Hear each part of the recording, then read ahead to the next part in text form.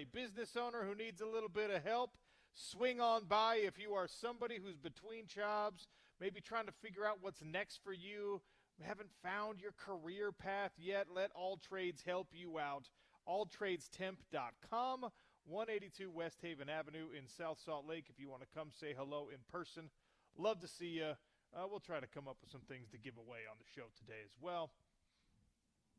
Sean O'Connell Show is brought to you today and every single day by our friends over at Big Willie's, 1717 South Main. They've got food specials, drink specials. They've got all the TVs you need to watch all the sports. It's an away game for Utah. Most of you are not headed to Kansas to catch this one in person on Friday. Obviously, Thursday is a big holiday. You're going to be a little bit hungover from the tryptophan off that turkey. So, you know what? Mow through the leftovers on Thursday night. On Friday, head down to Big Willie's. Watch a little Utah football. 1717 South Main Street. Tell them OC sent you when you head in there. James Peterson producing back in our Broadway studios. And I think this might be the first time I'm going to do this, James. But it's a big deal, so I'm going to treat it like a big deal. Junk mail update right off the top of the show. Okay, Gordy Chase is going to join us in about half an hour. Jerem Jordan for some red and blue. Jeff Schwartz is going to swing by at 1 o'clock. Trevor Riley, because we've got a short week this week, and we wanted to make sure we heard from the Rattlesnake. We're going to get all of it. Keeler McJunkin, the sports information director, the guy in charge of Assistant AD for Strategic Communications is the official title. All right? Sorry, Junk. I don't want to sell you short on the official title. But this is a big deal for the University of Utah. Spencer Fano has been named an Outland Trophy finalist. Not watch list, not semifinalist, finalist. We are 2 weeks away from these awards, these college football awards being handed out. And Spencer Fano has been named a finalist for the Outland Trophy, which is presented by the Greater Omaha Sports Committee. You know the story, right? Spanish Fork, Utah. A lot of people thought that he would follow his brother at one point to BYU. Instead, Logan comes to the University of Utah. Spencer, big get, a guy who in the offseason there was all of this rumor, all of this innuendo about the huge offers that were coming in from every school in the country. Utah had to make sure that they stepped up. And credit to the boosters and credit to the collective and credit to everyone involved in making sure that Spencer Fano, that the dollars made sense for Fano to stay and to keep the incredible Utah offensive line intact. He is now a finalist for the Outland Trophy, awarded every year to the best lineman in football. Logan Jones of Iowa and Ohio State defensive tackle Caden McDonald are also on the list of finalists. This is, you're narrowing it down, you're getting to the nuts and bolts, you're getting to the absolute nitty-gritty on this Outland Trophy award. And here's the thing. Utah does not have these things in the trophy case yet. There's no Heisman Trophy. There's no Outland Trophy. There's no Doak Walker Award, right? Your rivals got those things, and that's obnoxious, and that's annoying. And even if they were a long time ago, you still get to say, hey, look what we got. We have, you can come here, and maybe you'll be the next person to grab this. Obviously, doing it in 2025, in this modern era, in a place like Utah, if Spencer Fano can finish out the season and can pull this thing off, and he could beat an Iowa center, like I don't think Logan Jones, I don't think actually any Iowa player is probably front of mind right now for the people voting on this. And I know that they should be viewing it objectively, and it's just about who's the best player, watch the game tape, etc. But there's a little bit of there's a little bit of novelty to the fact that it's a Utah guy. There's only been one person who ever wore a Utah football uniform who was named a finalist in the past. That was, of course, Jordan Gross. And Spencer Fano is trying to do all the things that Jordan Gross did, just a little bit better than Jordan Gross did them, effectively, right? Jordan Gross was previously the highest drafted offensive lineman from the University of Utah.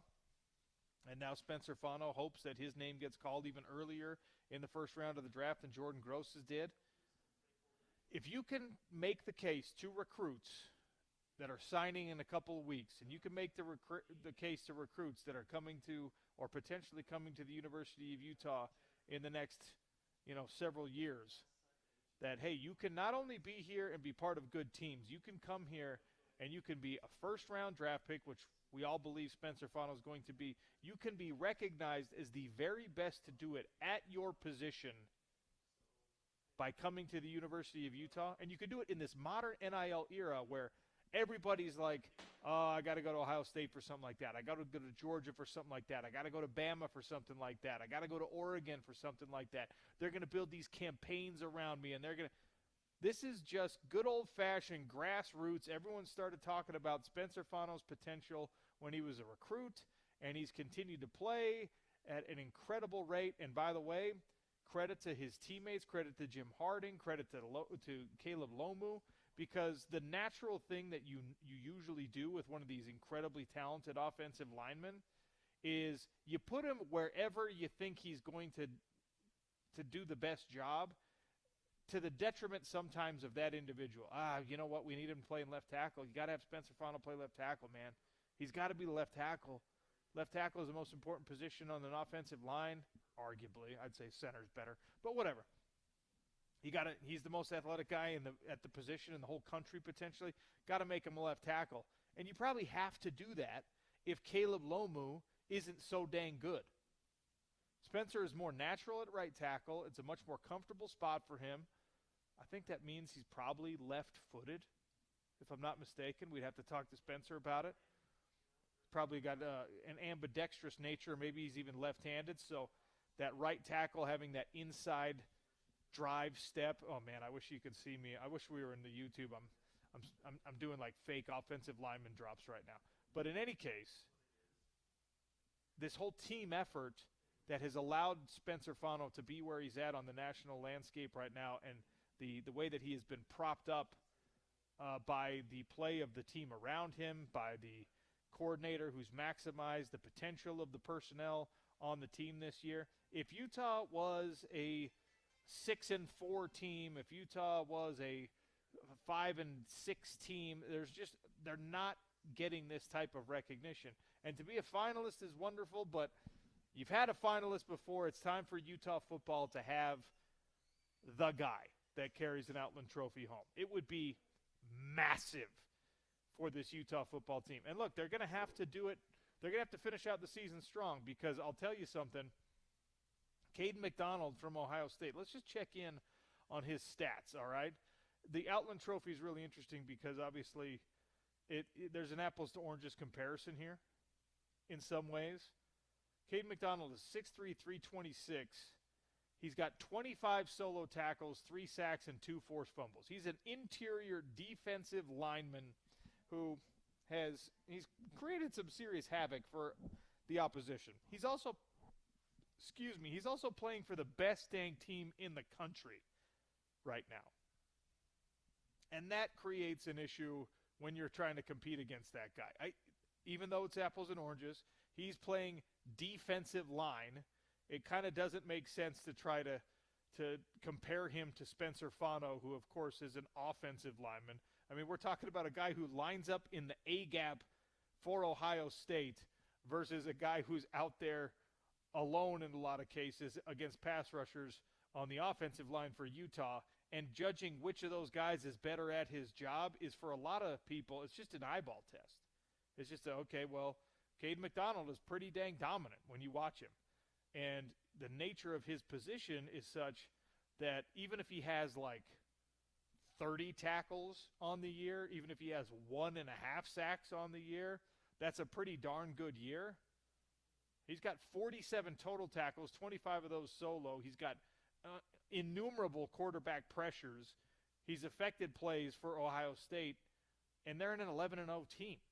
So the tendency is for the East Coast bias to come into play, for the Big Ten bias to come into play, for the, well, I can't be criticized for this vote bias to come into play, because if you give it to the best interior lineman on the best team in the country, no one's going to be like, oh, come on. If you cast your vote for Spencer Fano, you're probably going to have to justify that vote in one case or another. But my hope is that the novelty of, hey, a Utah guy, we've never given it to a Utah guy before, I'm hoping that sways a person or two. I think this one is going to be pretty close. But, man, it would be absolutely incredible for Utah football, given the context of how difficult it is to gain any kind of advantage in the recruiting picture right now, to get this feather in the cap, especially as the season comes to a close and it feels increasingly less likely. Is that even the right way to say that? More and more unlikely, increasingly less likely. They feel like double negatives. But it just feels like the team goals that you set out to achieve this year are getting harder and harder to make a case you're going to get a chance to grab one of those, right? So as that slips through your fingers potentially, what's the consolation prize? Well, if you can get 10 wins this weekend against Kansas, that's certainly nice. If you can come out of this season and say, hey, we potentially sent Kyle Whittingham off with a really great season. We established that we are the team that you thought we were.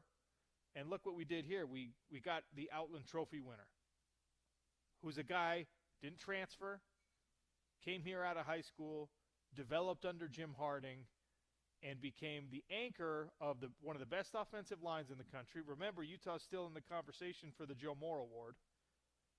And he did it by being one of, and hopefully, fingers crossed, ultimately the best lineman in the country. That would be something that it's not as great as a conference championship. It's not as great as a trip to the college football playoff.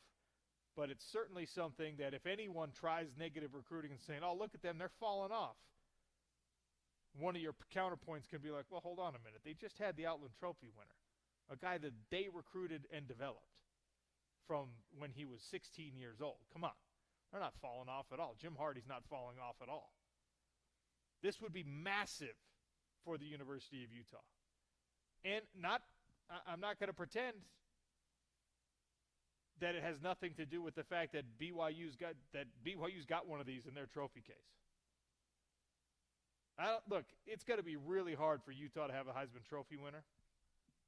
It's going to be really, really hard for Utah to win a national championship. There's an apples to oranges comparison with the era that BYU won those things versus now. But if you can put an Outland Trophy in 2025 in your trophy case, you can at least say, yeah. No, they got a great thing going on down there in Provo. We totally respect what Kalani Sitake is doing, but he has not been able to develop an Outland Trophy guy. They haven't. These individual awards that they keep talking to you about, the Heisman and the Doak Walker and all that stuff, that was before you were born, kid. We got this with Spencer Fano in 2025 when everybody was throwing millions of dollars at him in the transfer portal. He elected to stay, and look how he was rewarded. I have not wanted for an individual at Utah football, I have not wanted anything this badly since I wanted Alex Smith to get the respect he deserved and win a Heisman Trophy. He had a better year than Matt Leinart that year. Urban Meyer said it. I said it to Matt Leinart. Alex should have won that Heisman Trophy. If he was playing for a Power 4 Utah football team, he would. Spencer Fano can win an Outland Trophy. It's not as sexy. It's not quite as prestigious. But for football guys and in football circles, there's very few things that are more highly respected than an Outland Trophy. I think I've said it as well as I'm going to be able to say it, but I could reiterate it all day. Thanks to Keeler McJunkin for the junk mail. Spencer Fano, finalist for the Outland Trophy. He's going up against the best defensive tackle in the nation who plays for the best team in the nation, and an Iowa center who Iowa always does this.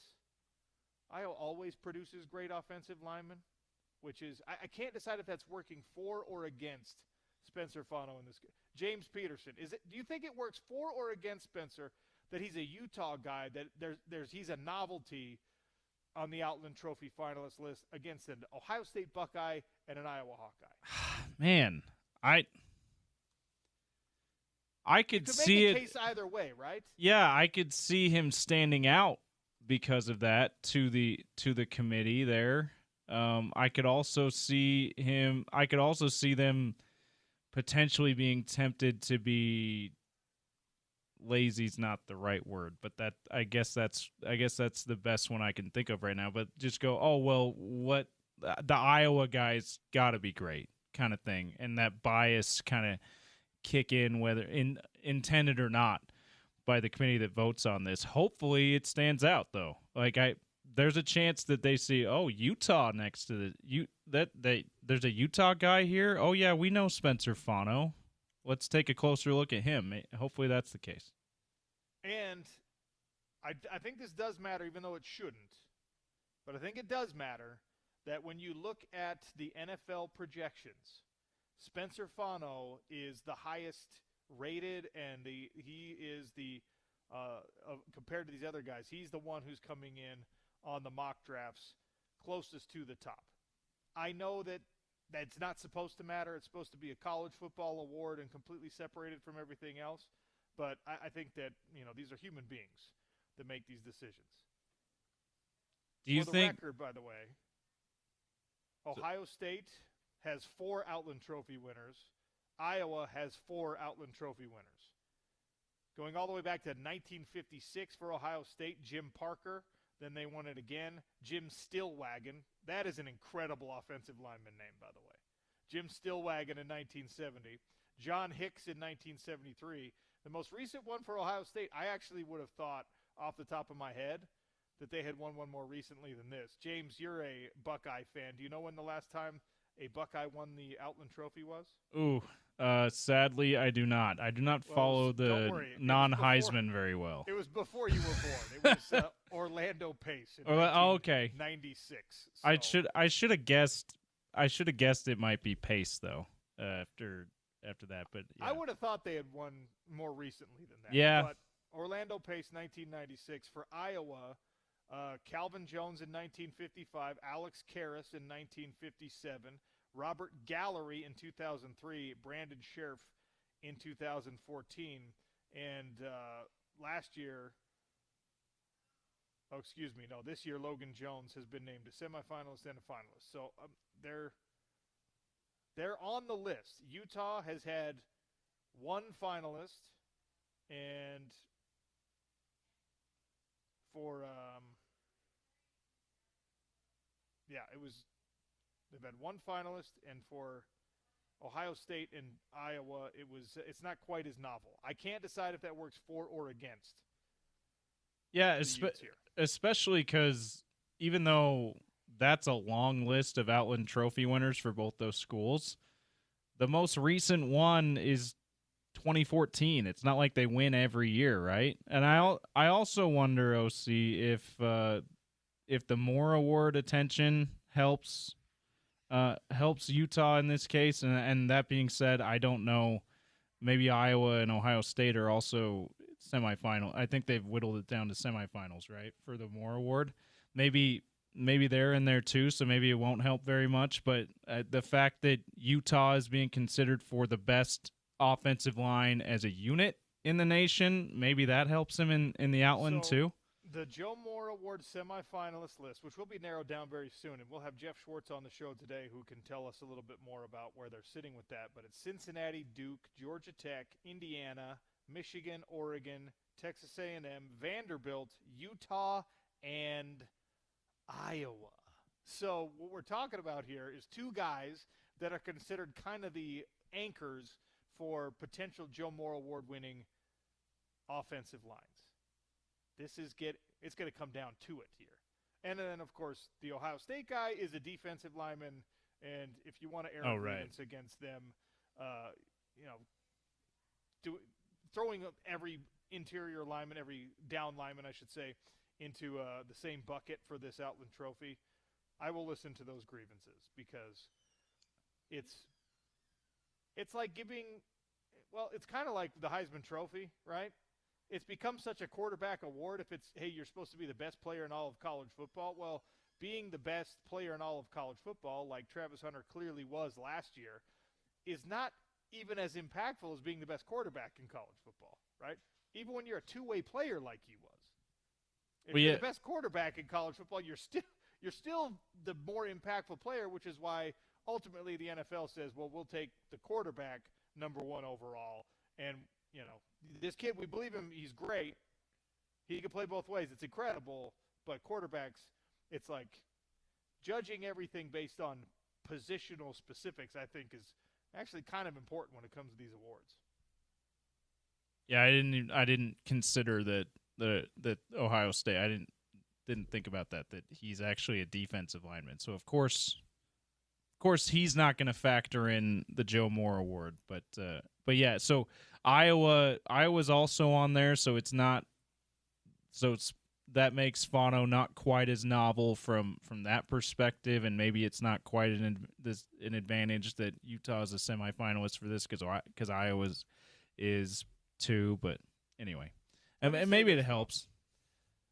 Most of the time when you look at Iowa's numbers, right, you're like, oh man, they're not scoring a lot of points. That's a team I'm gonna go look up the stats, and that team's gonna be like number 10 in the country or better in rush yardage, right? Guess where Iowa – now, I'm bringing this up because we're talking about Spencer Fano going up against an Iowa offensive lineman for the most important award that an offensive lineman can possibly win. Iowa has no business, and I mean no business, being a Joe Moore Award semifinalist right now. This is 100% a reputation situation because I was always there. I was always in that conversation for having great offensive lines. Iowa, as a passing game right now, they have the 131st best passing offense in the country, and they have the 50th best rushing attack in the country right now. You know where Utah's at in terms of rushing offense, national ranking? Not Big 12 ranking, national ranking, rushing offense. James, I'll give you $1 if you know the right answer. Ooh, third. Oh, so close, James. Navy 1, Utah 2, Army 3, Jacksonville State 4, Air Force 5, James Madison 6, Old Dominion 7. You have to get all the way down to number 8 before Oregon makes an appearance as a power conference team in comparison to Utah's rushing attack. Give Spencer Fano the award and do it today. I love this.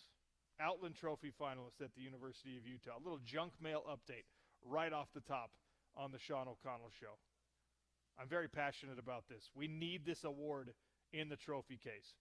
Spencer Fano, Outland Trophy winner. Then maybe that bumps him up like 1 or 2 spots in the upcoming NFL draft. Let's go, baby. Hey, no, make him number 1 overall pick. We've seen tackles go number 1. Outland Trophy winner. Let's just pick him 1. How about that? Honestly, it's what's crazy about that, James, is it's far from outlandish for you to say that.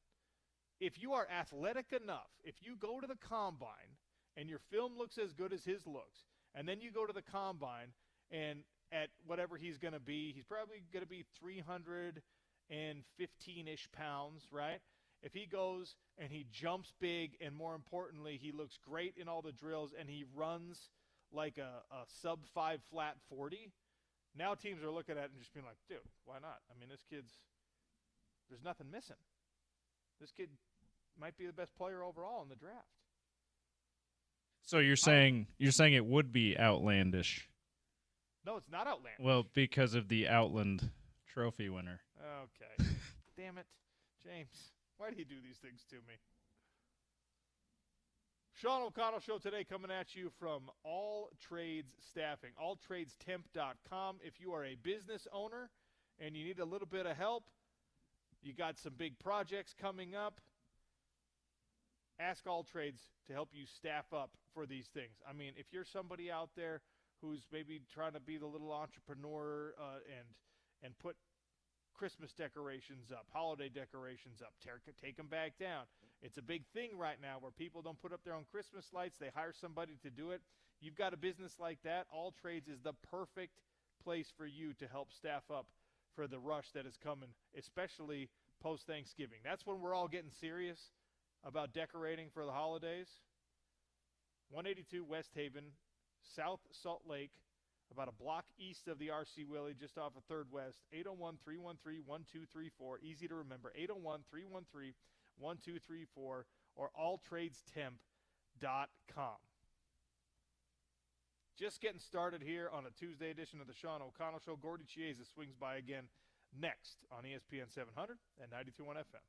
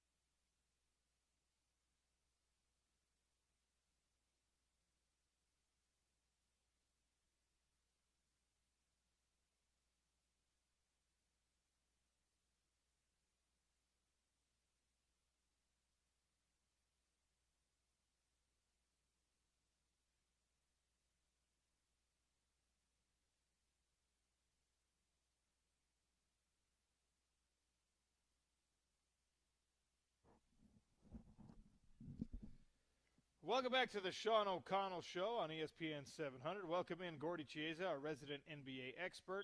Brought to you by Aladdin Industries, your Utah V-Lux dealer. Gordy, wow, twice in a short week. It's a real pleasure. How are you, sir?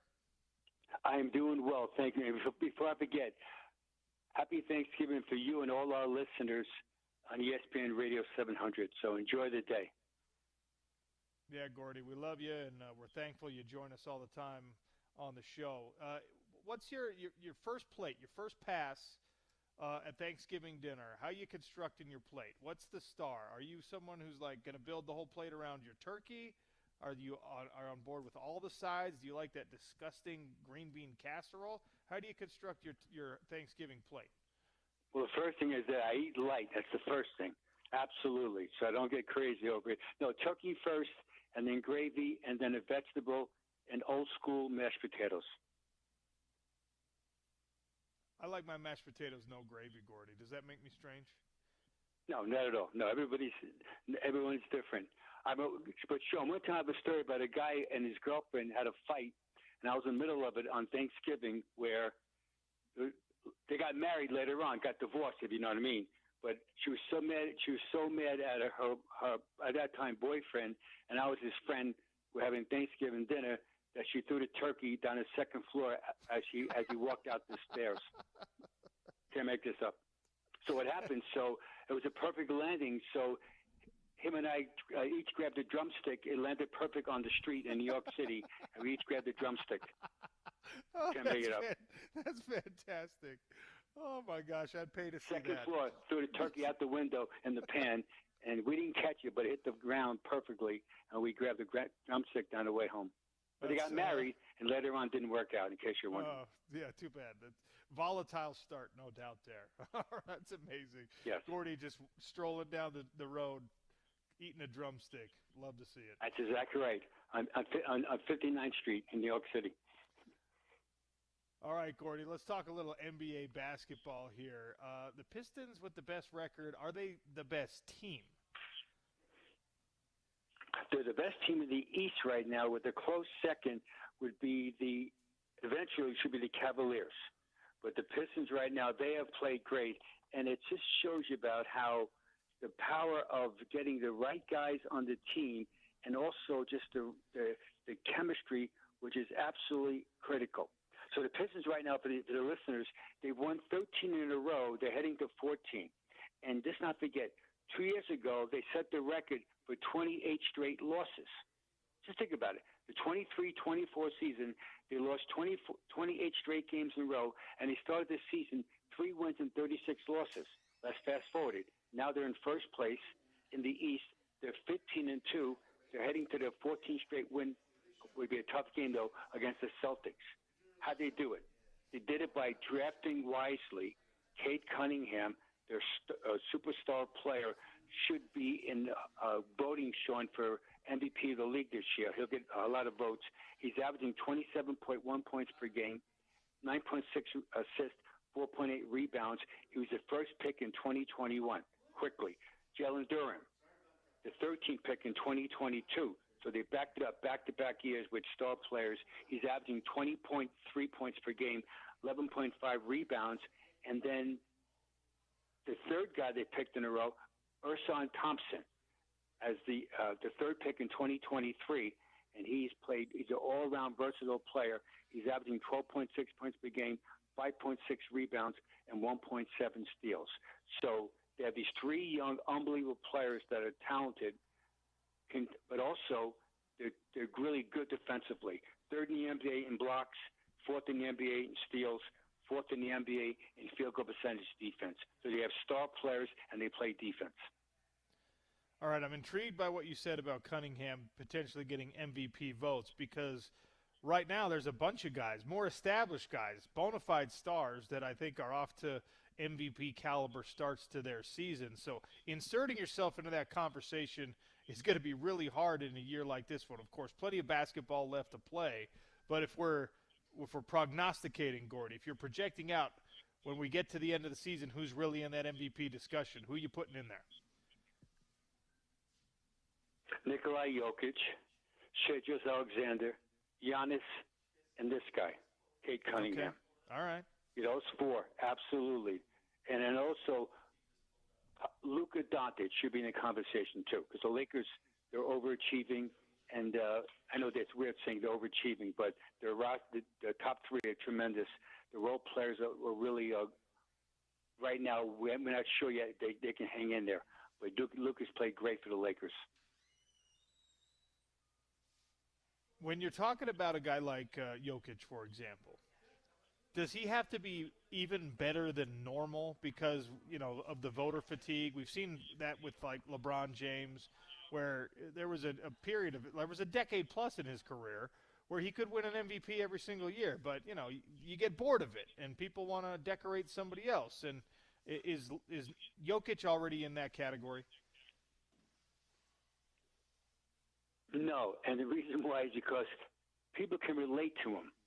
So, in other words, they like him, and that's part of it. In other words, he can back it up, certainly. MVP 3 of the last 4 years. But people like him. When you think about Jokic, you think about this happy-go-lucky guy that's really you can relate to. Oh, by the way, he's an unbelievable player. Last night he gets his 10th triple-double of the season. 17 points, 10 rebounds, 16 assists in a tough win over Memphis Grizzlies in Memphis. And so he'll be in the discussion. And also, they're winning without two of their main guys, and that shows you now how good they are. So there's no Christian Brown for them and no Aaron Gordon. So if they win like 55 games, he'll be in the discussion. Now also, so is Shea Alexander. They're playing without Jalen Williams, who's coming back right now. So they've had a great year also, and it's the top of the apex. You're talking about MVP fatigue. That was Michael Jordan also. So Michael Jordan, he played in the NBA. You can make a discussion. He could be MVP every single season, but he wasn't. Gordy, how do coaches and players manage the ownership mess that is happening right now with the Phoenix Suns? Matt Ishbia is being accused of mismanaging by his minority partners, and you've got like the powers that be kind of bickering behind the scenes while players and coaches are trying to win games on the court. How do you handle that if you're in that role? Stay out of it if you're a player, and if you're the coach, just work with your team on a daily basis. Get your team better as far as all little things, and that's really the corner suite, I'll call it. In the building where that's the ownership level and the minority owners and or former owners, they're feuding over again funding. What happened? Where's the money going to? It is very common, unfortunately, in corporate America, where when people either sell a team or buy a team, there's always innuendos as far as, let's say, weird accounting problems. So it's out of the coach's hand and the player. You just got to play. And the Phoenix Suns, to their credit, they are. Right now they're 11-7. They're in sixth place in the Western Conference, which is really a tremendous league, and they're really doing a good job as far as that. Is it a distraction at all when you're in the building doing the day-to-day work? No, it's not. No, because most times you're isolated in the building where the coaches and the practice facility is much different than the corporate building where the rest of the workers usually perform duties every single day. So their owners are around, but they work in different, most times different buildings because of the corporate structure. Gordy Chiez is our guest here on the Sean O'Connell Show, NBA Guru, brought to you by Aladdin Industries, your Utah Velux dealer. The Miami Heat got Harrow back, and I think he's an excellent player. Where do you stand on him and his addition back into that roster? Does it change the power structure in the East at all? Yes, very much. Yeah, Tyler Herro was injured. He came back last night and he helped his team win, meaning Miami Heat. And Herro was out with he had left foot surgery and ankle problem, so he missed the whole preseason, and he missed also. He had surgery and missed the first all these different games until last night. The Heat right now, they changed their, quote, culture. They used to be a half-court team, and now they're a running team. And so they've made a much more emphasis as far as trying to attempt to score easier in transition. And Tyler Hero, that's actually his game. And so he'll help them. The Heat right now overachieving. They're 12-6. And the Pistons are 1, Raptors are 2, Heat are 3, Cavs 4, Knicks 5, and Hawks are 6. So he will help them. He's an all-star. He has a tremendous one-on-one scoring talent.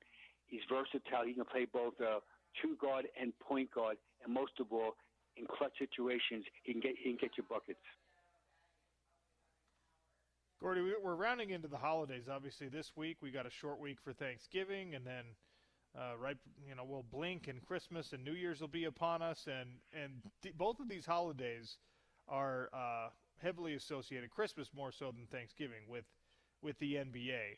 Do players like being in those feature games on Christmas? And I mean, I guess football really dominates Thanksgiving Day itself, but it's one of those sacrifices that, of course, the pay is worth it, but these guys have to make around the holidays when families are getting together and you might be on the road. Yeah, very much. They love it. The answer is absolutely. It's really an honor to play on Christmas. So Sean's alluding to the NFL owns Thanksgiving. Absolutely. The NBA owns Christmas Day, where philosophically it's almost like their coming out party of the season. And that's where not the hardcore viewers watch, it's the casual fans that suddenly discover their favorite player, or they love the color schemes of the uniforms of a certain team. We'll say the LA Lakers, for example. And so the Warriors, because of Steph Curry, those guys always play on Christmas. And LeBron, meaning the Lakers, before that, the Cavaliers and the Heat, when LeBron played for them, they always play on Christmas. And usually speaking, it's going to be a high-powered Eastern team, which would be most times it's going to be New York or Boston because of their population. Now, ironically, it's not fair, but right now that the Pistons have a tremendous season right now, and the Raptors, they're really ever on Christmas Day. So, Sean, the only team that's never been on Christmas Day ever in history of basketball have been the Charlotte Hornets. They have never played on Christmas Day, ever. Wow. A dubious distinction to still hold this far into their existence. All right, before I let you go, let's talk a little Utah Jazz here. Coming off a loss against the Golden State Warriors, 134-117. What did you see that you liked? What did you see that you didn't like in this game? I like Ace Bailey. That's the first thing. He played well. He made shots. He was out there, and you got the feeling that he's growing in confidence every single game. And so that was impressive with him. Keontae George also played well. He was steady. He really did a good job as far as scoring the ball, assists, and rebounds. So that's the good part about it. And also Kyle Anderson. He's been injured. His first game played, and he gets 12 points, 6 rebounds, and 6 assists, which he showcases versatility. Now, defensively, the Jazz still have to have a lot of work to be doing, and they were out-rebounded.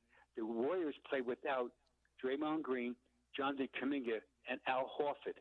And with that said, though, the Jazz usually are a good rebounding team. They were out-rebounded last night, 50-47. So that's troubling.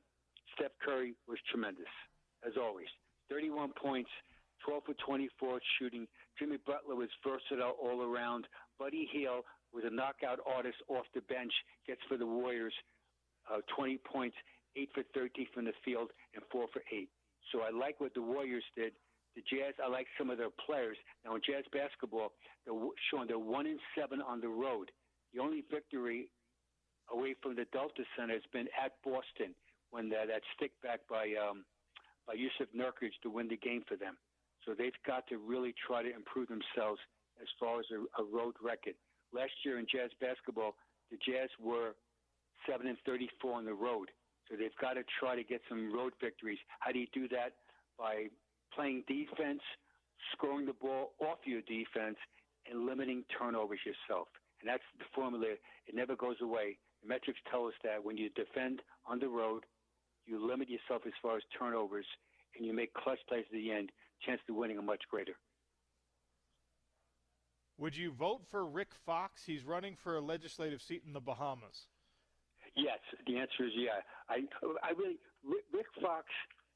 I don't know him personally, but I've been around him a lot, and I think he's really like a cool guy. Remember when Rick Fox was Dancing with the Stars? Remember that, Sean? I don't think I'd vote for him because he's incredibly handsome. He's a good businessman, and he's obviously was an incredibly talented basketball player. He's got too much going for him, Gordy. You can't also make him a good politician. I'm like, no, you already had all the good stuff, Rick. You got to lose this election. I'm gonna out of spite not vote for him. Oh, I'm gonna a different viewpoint. I'm gonna vote for him. And Sean's alluding to Rick Fox. He's running for his native country, Bahamas. He's also Canadian, so his mother's Canadian as far as from Bahamas, and he's running for a legislative seat in Congress there in his native country. And so, interesting guy. Three-time NBA champion with the Lakers. He had his first career with the Boston Celtics, where he played very well. Sean, with Dancing with the Stars, his partner was, I remember it was, was Cheryl Burke. And I used to watch with my wife all the time, Dancing with the Stars. You thought I'm only a basketball guy. You thought, You don't realize I'm a big fan of Dancing with the Stars. I didn't know you could break down the ballroom stuff. If I had known, we'd be talking about it every week. Oh, I like it. No, I like it. And also, Mark Cuban also was on Dancing with the Stars. And a lot of NFL guys who were Dancing with the Stars are on. So, again, it's almost like a cool thing to be on that. And now Rick is running for office.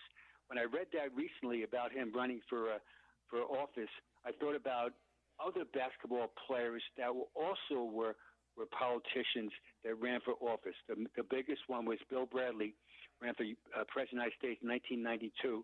Kevin Johnson, former tremendous player for the Phoenix Suns, was the former mayor of Sacramento. Dave Bing, in the Hall of Fame,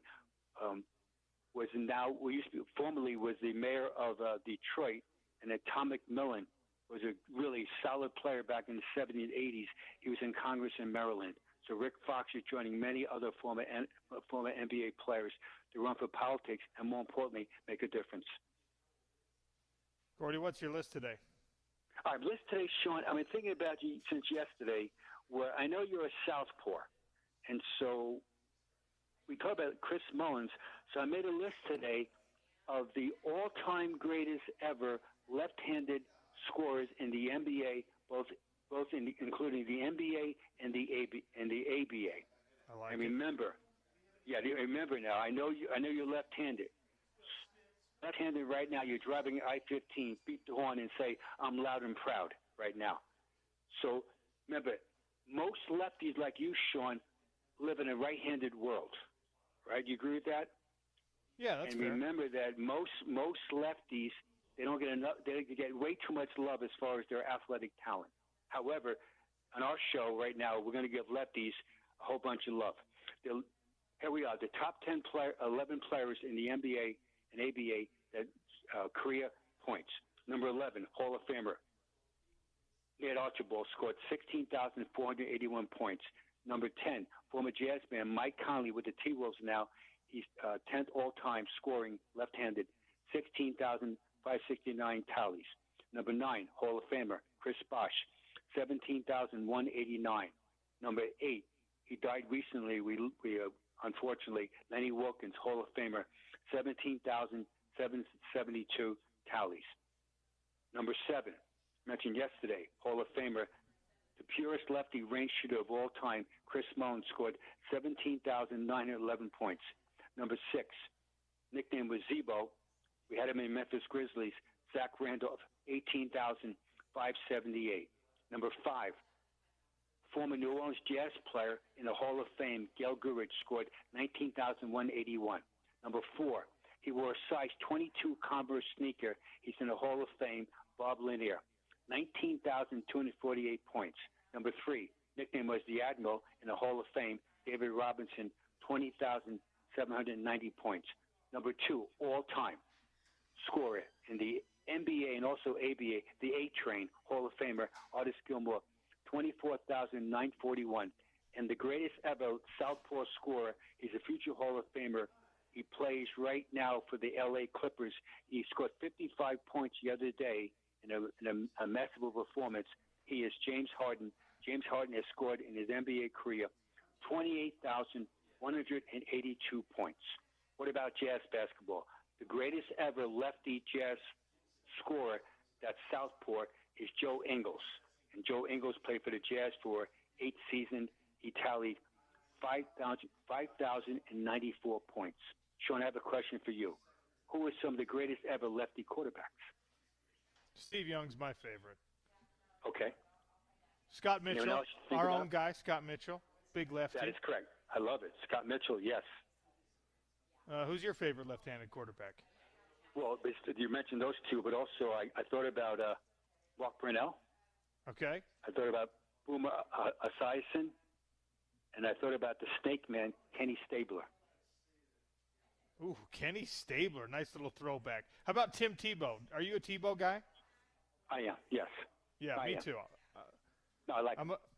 And, of course, right now for the University of Utah, Bird's the word. Bird Ficklin. He's going to be a great one. Okay, I like it. All and right. Michael, in the NFL also, Michael Penix right now, right? He's a really good lefty quarterback. You always hear about receivers complaining that the ball comes out with a different spin when it's a left-handed quarterback. So just catch it, man. All right? Don't complain. If the ball's getting thrown to you, tell me more about that. Is that, I mean, that's a truism? They think that? Yeah, people talk about how it spins different and the ball will move in the air a little bit different. I'm not trying to hear that. If you're getting the ball thrown to you, it's your job to catch it, no matter where it's coming from, in my opinion. No, you're exactly right. Exactly right. Whether you shoot the basketball or catch the ball, it's that spin. You've got to be able to adjust your hands and your eye-hand coordination, and most of all, see the ball into your hands. It's simple, and it's any sport. See the ball into your hands. And speaking of that, Sean, happy Thanksgiving, and remember, you're a southpaw. Southpaws, we love everybody that's left-handed. You're the man, Gordy. My dad used to say when I was a kid, he would say, "Everyone's born right-handed. Only the best people overcome it." To make me feel better about being left-handed. Oh, I like it. Okay, well said. Good advice. Thanks, Gordy. Thanks, Sean. Peace out. Gordy Chiez is brought to you by Aladdin Industries, your Utah Velux dealer. Black Friday sales right now going on at Big O Tires. How about this, the Black Friday sale? Buy 3 tires, get 1 free. That's on Cooper Tires, Nito Tires, Nexen, Sumitomo. They also have $10 to $30 instant rebates on service going on right now for the Black Friday sale and free brake inspections. Big O Tires, multiple locations all up and down the Wasatch Front. BigOTires.com to find the location nearest you. Take advantage of the Black Friday deals. They're actually going to push these all the way through until December 7th. So you have 12 days, 12 hours, 6 minutes, and 10 seconds.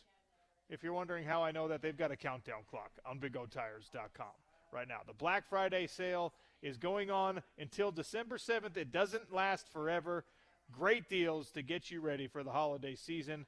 You got bad weather coming in. Take advantage right now of Big O Tires. Also, Michelin has $120 in combined savings for their Black Friday sale through Big O Tires. Check it out right now. Tell them OC sent you. Hot Lunch coming next on the Sean O'Connell Show. It's ESPN 700 and 92.1 FM.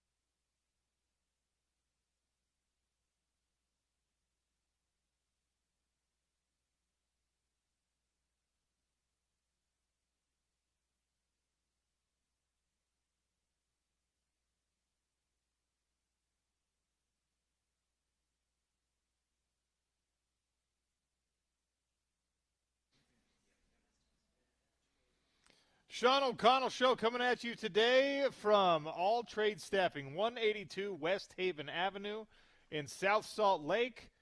Swing by, say hello. If you own a business and you need a little bit of help, especially with the holiday rush coming, if you're looking for work to maybe help out with the Santa Claus stuff, well, All Trades can hook you up on both ends of that equation. AllTradesTemp.com. Josie White is the general manager here, sitting down with us to give us a little more on the details. Josie, thanks for having us back. How are you?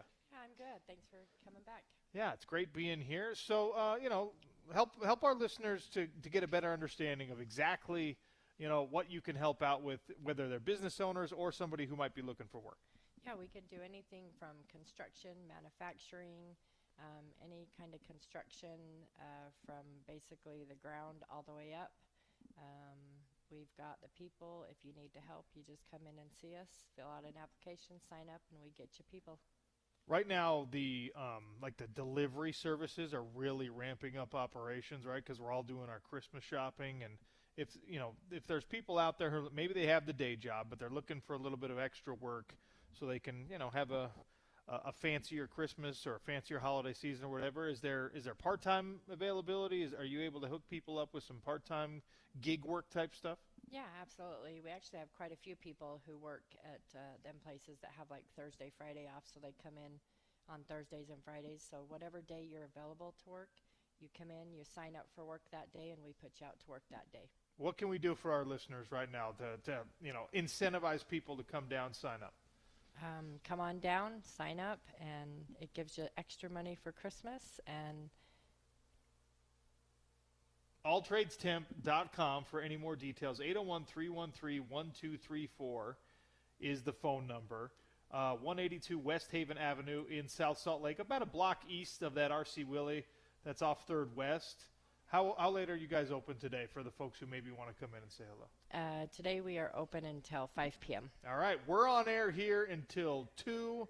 They'll stay open until 5. Swing on down to 182 West Haven Avenue, South Salt Lake City, or call 801-313-1234. Josie, thanks for having us.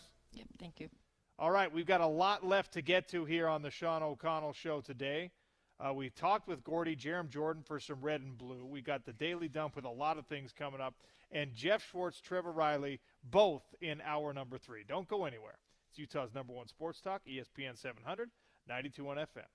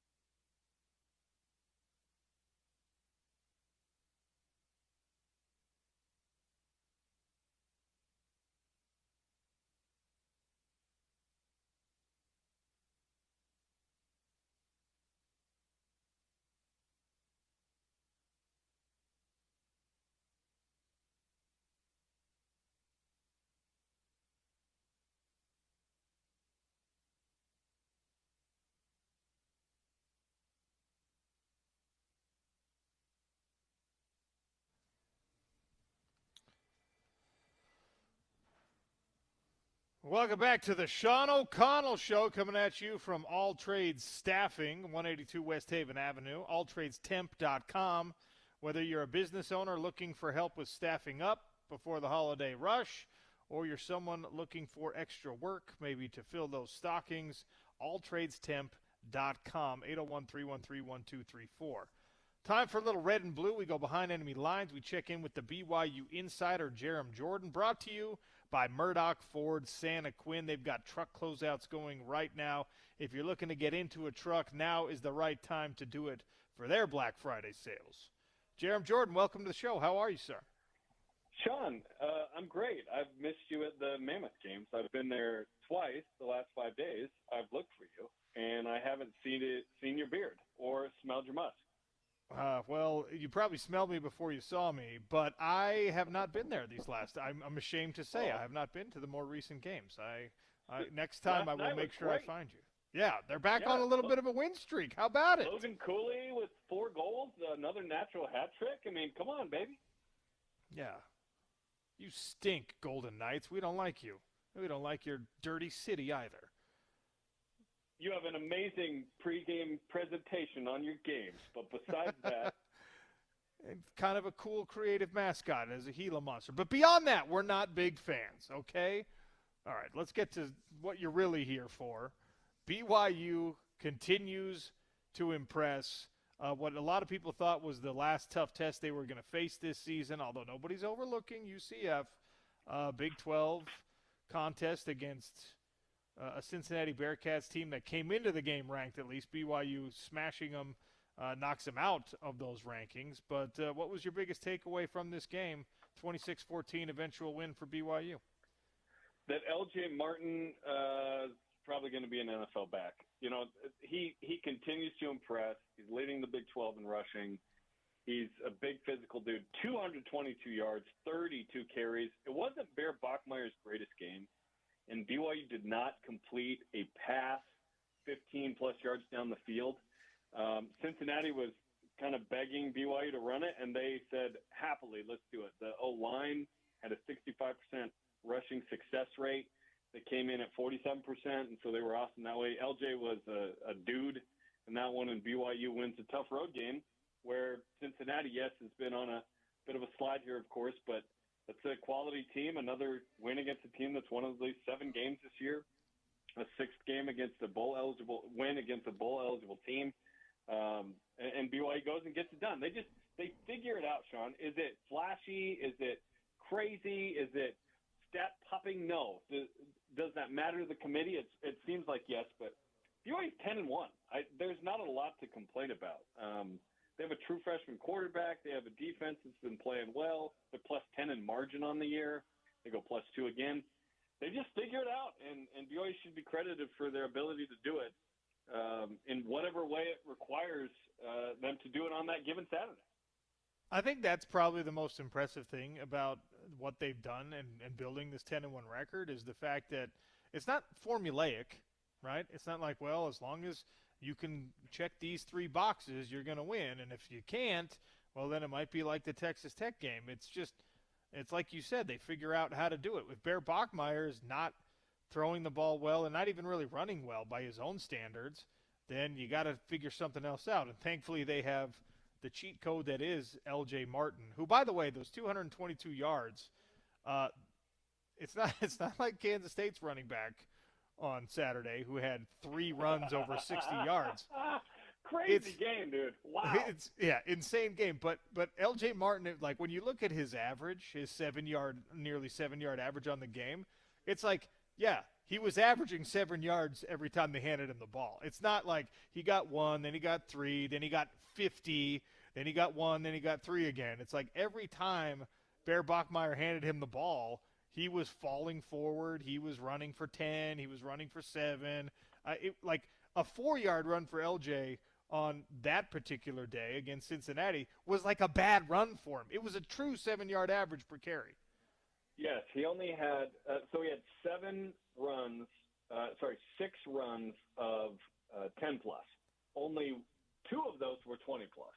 So yes, he was just chipping away, just consistent, moving the chains, getting scores, and Again, is it going to cost BYU that they're not efficient at a certain level and explosive at a certain level? It might, on Selection Sunday, but that's not the point. I think this BYU team is built to use clock, to run the ball, to play good defense, to get takeaways. That's a familiar formula for winning in football. If you can do it, it's much more risky, right, to just go back and chuck it. And then not a lot of teams win the national championship, frankly, playing that way. This is kind of championship football that BYU's playing. And they're 60 minutes away from playing for a championship, which is way more than we could have expected at the end of the year. And they continue to win week after week, which has been fantastic. Look, I was asking you 3 weeks ago about, hey, who would you rather face at a conference championship game? And you, I think, were reflecting the attitude of most BYU fans and saying, whoa, let's not put the cart before the horse here, because we were in this position a season ago and didn't end up playing in the conference championship game. I mean, they're oh so close, like you said, and it feels like BYU is going to be in that conference championship game. Are you ready to feel that yet, or is this fan base still too gun shy? No. Everyone's ready now, because once they got over Cincinnati, it was like, okay, we're good. UCF certainly, PFF, they have a top 25 defense. They're number 16 in coverage grade. TBD Chase Roberts had a kind of a tight hammy. We'll see if he even plays. I would guess he doesn't. They just hold him out for the Big 12 title game. But yeah, BYU should win Saturday. Point margins don't matter. Just win, be 11-1. Hopefully that's enough to get you in the playoffs if you don't win in the Big 12 title game. But let's get to the question at stake, which we discussed on BYU Sports Nation, and I think you were about to ask me, which is, who do you want to play? If Texas Tech doesn't beat West Virginia, that'd be crazy. But I don't need another game with Utah. If ASU has an outside shot, like a crazy shot, I would love ASU, because that's the most winnable game that BYU would have there. No Sam Levitt. It'd be Jeff Sims. It's a different ASU. It's a rematch of what BYU wanted last year in the title game, but they weren't able to seal the deal. So, yeah, give me ASU. But it's going to be Texas Tech. We all know it. I think BYU will play them better. It's just, can they win and get in, or can they play them close enough to impress the committee in some way? Will the committee not allow BYU to get in just at 11-1, 11-2 if they lose, no matter how close the game is? There's a lot that's going to happen here, but BYU doesn't care. The team itself right now, they're so dialed in on, we got to beat UCF, and then my vibe is they want Texas Tech because they feel like they could play way better. And I think we're going to get a chance to see that. All right, so Jerem Jordan says BYU scared of facing Utah in the conference championship game, and that would be wild if it was a rematch. It'd be so incredible. Utah's playing. Here's why I'm not scared, but I would prefer not to play Utah right now. One, BYU would have won the game. Two, Utah's playing really great, especially on offense. It's a very different team. Last game was a crazy defensive game for Utah. We haven't seen Utah play like that on defense in who knows how long. But since 2003, literally, it's literally been since 2003 that they gave up more than 400 yards rushing. That's wild. That's a lot of rushing yards. It's a disgusting amount of rushing yards. It's funny. I was on the field at the end of the game, and it was absolute insanity, and the players were in elation, and the coaching staff at the University of Utah, as they're walking into the locker room, congratulating whoever, the defensive guys were just that was the worst. I hate that game. I mean, they're glad they won, but it was relief, not joy. It was just I can't believe we somehow won that game. And then the offensive guys, I think, were probably a little happier. But it was really funny to see players elated. Coaches, if they were on the defensive side, they were just I hate that game. That game sucked. Don't ever talk about this game again. 2016, I remember talking to Daniel Sorensen after BYU beat Toledo 55-53. I think on a Friday night, Jamal Williams ran for 286. I was like, man, that game was awesome. And he was like, same idea. Did not feel the same way. We played like crap. And thankfully, Utah gets a win there. Now, we'll see. I think that it shifted my hope expectation. I mean, this whole weekend of football did shift the hope and expectation for the Big 12 conference and things like that. You needed chaos to unfold in front of a lot of these teams. I think the Big 12 is in a very serious danger of being a one-bid league. Most likely going to be BYU or Texas Tech, who are the most likely matchup in the Big 12 championship game. I thought we would see more upsets. Missouri started the game strong against Oklahoma. There just hasn't been enough chaos. And when you look at the rest of the slate in this final weekend here, do you see are there games with the teams ranked in front of where BYU has been, and I guess where Utah also has been, where you're like, okay, that might give BYU some wiggle room for that potential case where they are a 2-loss team coming out of a loss in a Big 12 championship game, and still the committee thinks they're good enough to get in? I mean, there are a couple. Maybe the most likely to me is Washington hosting Oregon. That's a big rivalry. Can the Huskies show up and upset the Ducks? I mean, the Ducks they've been good. They've not been great. They only have one top 25 win, like BYU. I'm hoping Arizona beats Arizona State this week because then they'd be a 9-win team. They're probably ranked, and that's one of BYU's better wins. I would say the second best win, obviously, over Utah. Utah is like pretty high given the resume as well, but I'm actually for it because it's BYU's best win. So otherwise, I'd probably argue against it. But I'm like, no. Utah should be as high as humanly possible, right behind BYU. That's what I want. And then Ole Miss playing in the Egg Bowl. Can Mississippi State summon something? Can Oklahoma somehow lose to LSU? Can Notre Dame stumble against a bad Stanford team? I mean, there's not a lot there that you're going, oh, somebody's losing, BYU's climbing. No one lost this week. BYU's not going to climb at all tonight. They're going to stay at 11, I would think, and I don't think they drop. They're the Power 4 team with the most wins that is ranked the lowest, which is frustrating, but somebody's got to do it, I guess. So we'll see this weekend, man. But, yeah, big Washington Husky fan because I think if Oregon gets 2 losses, they slide behind BYU. And I just wonder, last year they said out loud, the committee, we're not going to punish teams for playing that extra game. Like, if you're Ole Miss, you don't want to play in the SEC title game. You get a home playoff game, you're good. Like, win the Egg Bowl, you're 11-1, you're cruising. You're great. Maybe you're even the 5 and you get the Memphis of the world or whatever, the James Madison. I don't know. I'm just for BYU. It just feels like they have to get to and win the Big 12 title game. Otherwise, it feels like they're probably going to be a first team out, which would be really disappointing considering how special BYU's played the last 2 years, how many wins they've accumulated.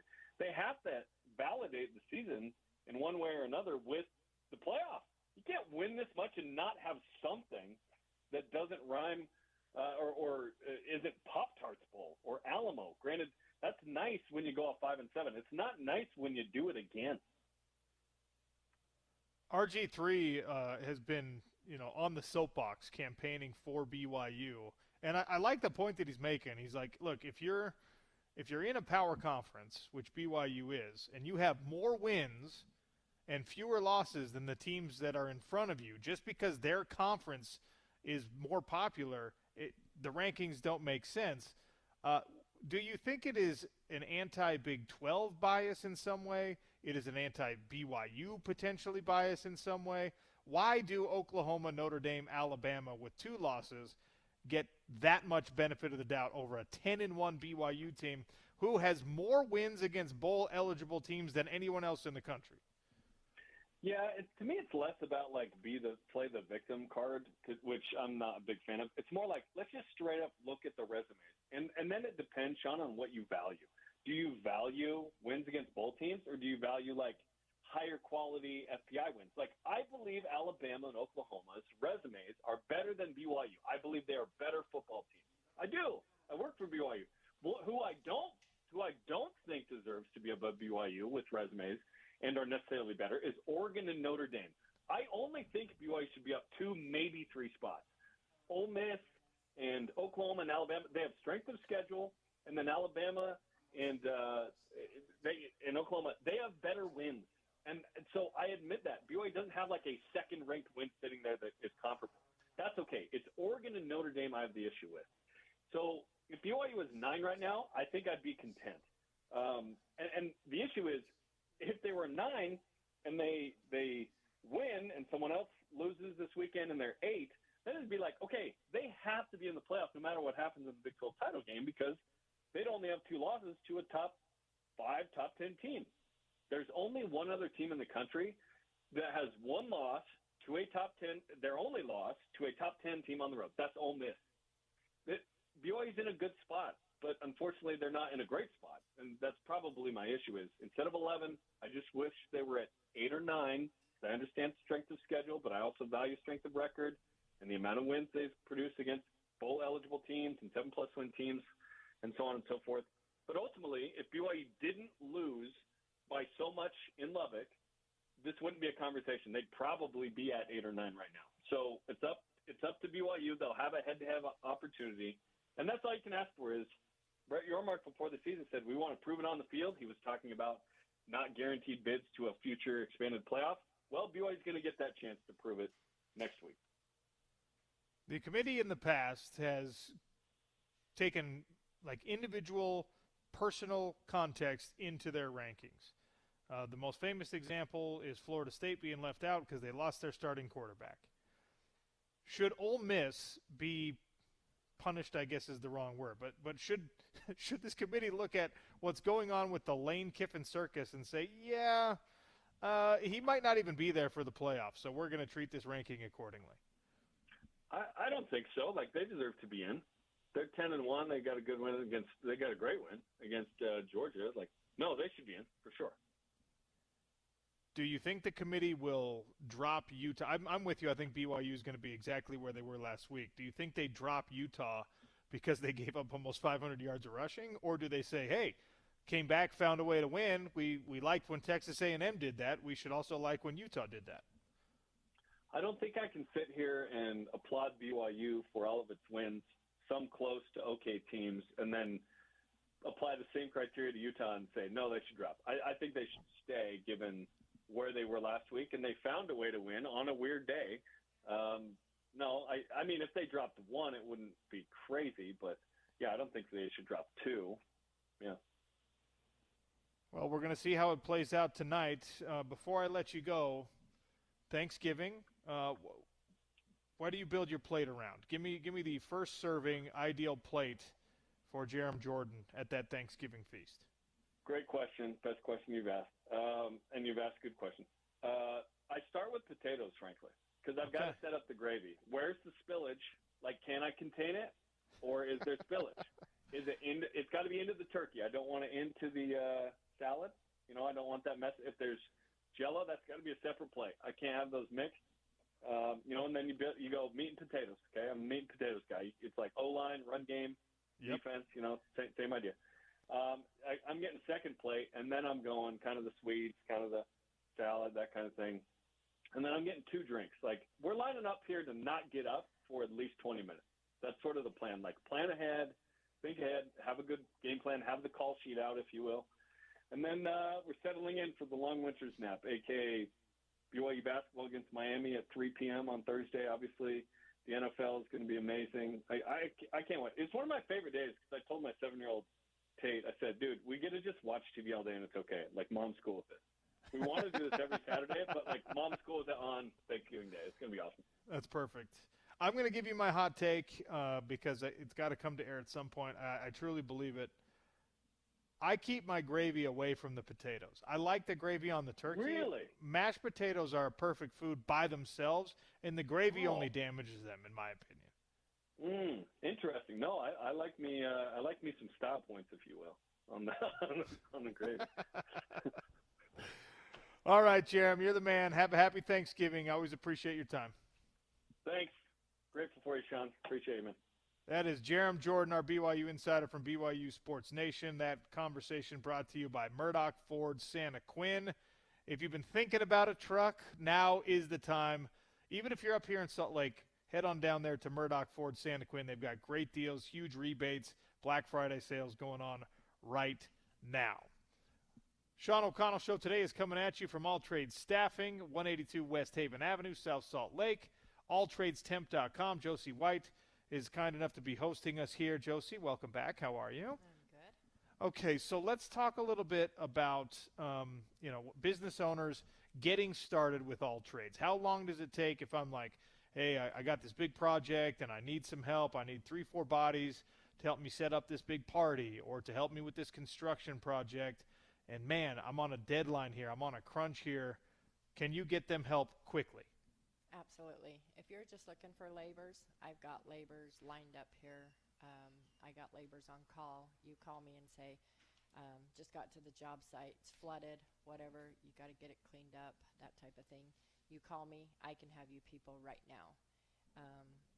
Again, if you're calling and you need a framer or Sure. a drywaller, at least 12 hours, and I could have you a framer or a drywaller. But even that's so quick. Or a skilled person within Sure. 12 hours. But laborers, I've got laborers stacked up. All right, so unskilled labor right now, skilled labor, it might take half a day, but you can get that. I mean, you don't have to wait even until the end of the week or something like that. On the flip side of the equation is folks that are looking for work.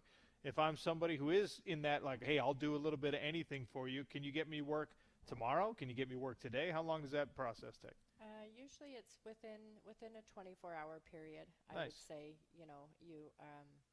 drywallers, I know right now I need drywallers. So for some reason they're pretty big coming in and asking.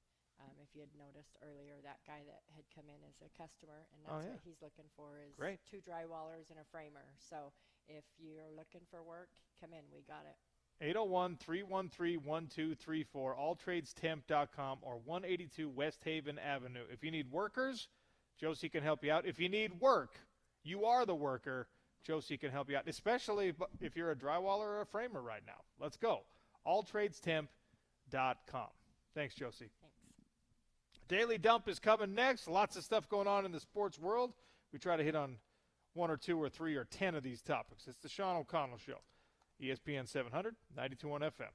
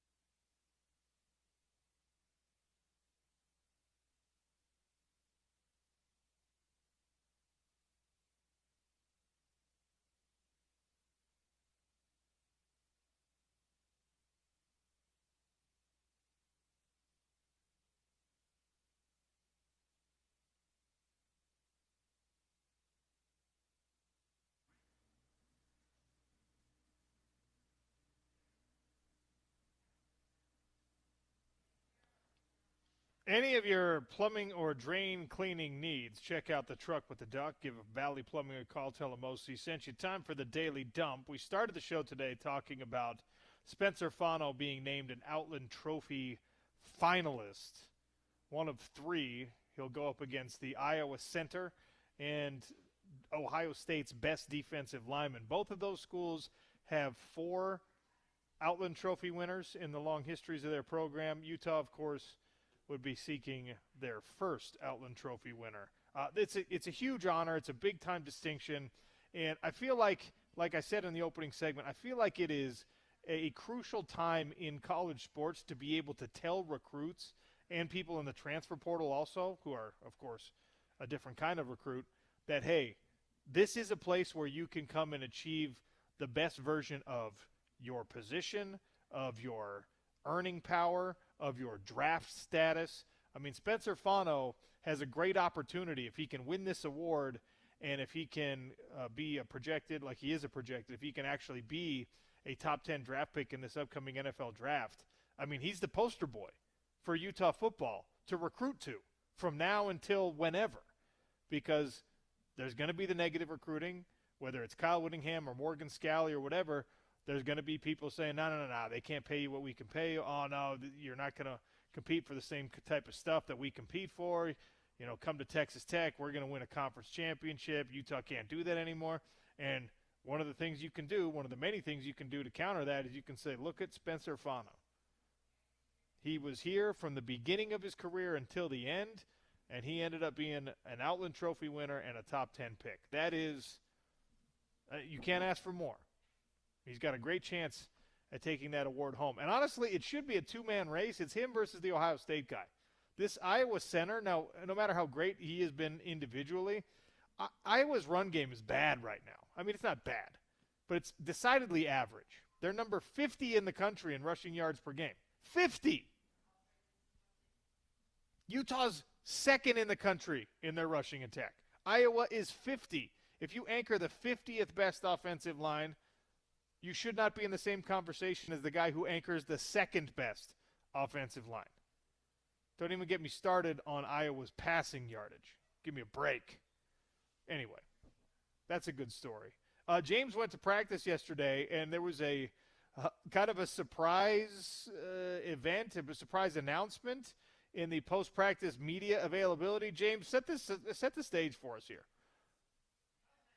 Yeah, so some of you probably saw it on social media. Cheez-It does a weekly award.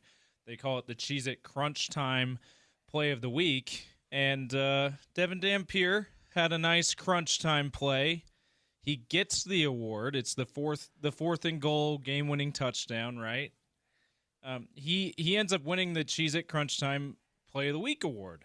And in honor of that, Utah's offensive line pulled a stunt at the post-practice media availability, and let's just say Devin wasn't the only one who was covered in Cheez-Its after this. Wait, you have sound of this? I do have sound. Do you want me to play it now? Yeah, let's play the sound. Devin, couple days removed. How you feeling right now? Man, feeling great. I thought that was one of my...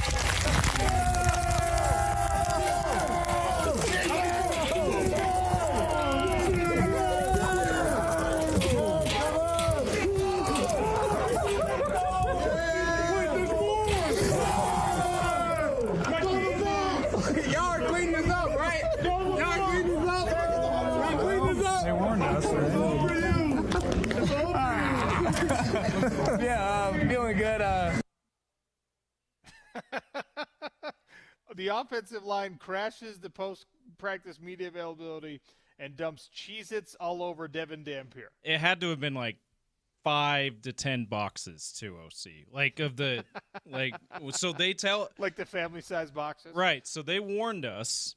One of the I can only assume one of the equipment people, one of the personnel that helps the players out around practicing in games.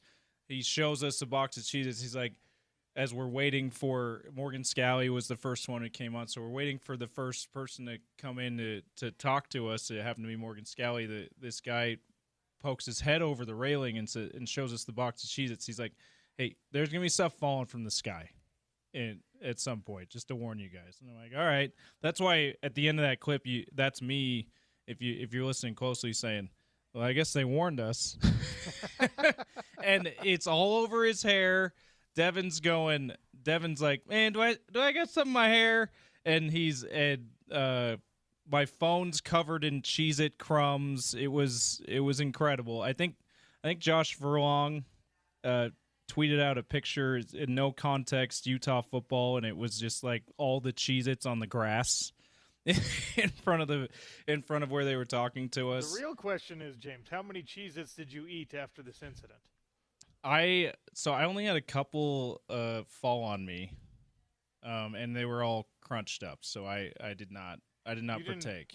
You didn't eat any of the Cheez-Its? No. Now huge there missed opportunity here. There were other media members that were munching on Cheez-Its that fell on them, which was pretty funny. That's the right thing to do. Absolutely. Love a good Cheez-It. You know that they now have they have boxes of Cheez-Its you can buy that are like pre-burnt. You know how like every once in a while you would get the extra toasted Cheez-It that have stayed in their Cheez-It oven for too long, and that was such a treat? You can now buy whole boxes of those things. They deliberately overcook them. Okay.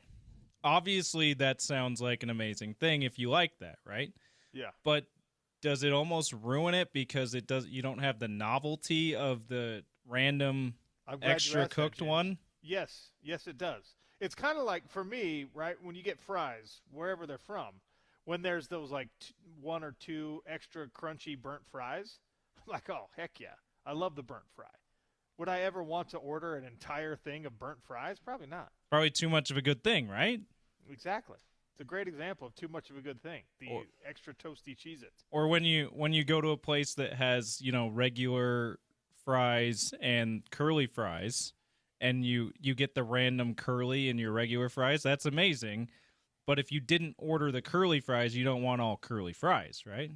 Well, in that case, you're making a mistake not ordering all curly fries. Right. I typically do when there's an option, but there's times when I'm like, I just want the regular fries, and it comes and you get the perfect curly one that somehow got into the batch of the regular ones. It's amazing. Yeah, it is. It's always fun to have a little, oh, look at this. I ordered fries, and here's a random tater tot. Anyway, I'm glad Devin gets some recognition. We talked about it yesterday. Like a truly incredible that is the performance that when you talk about Devin Dampier and his season in 2025, that's the game, right? Yes, he's been great. Yes, he's been in most games, the last 2 weeks notwithstanding, he's been pretty darn efficient with the ball. Yes, the accuracy issues have presented themselves a couple of times.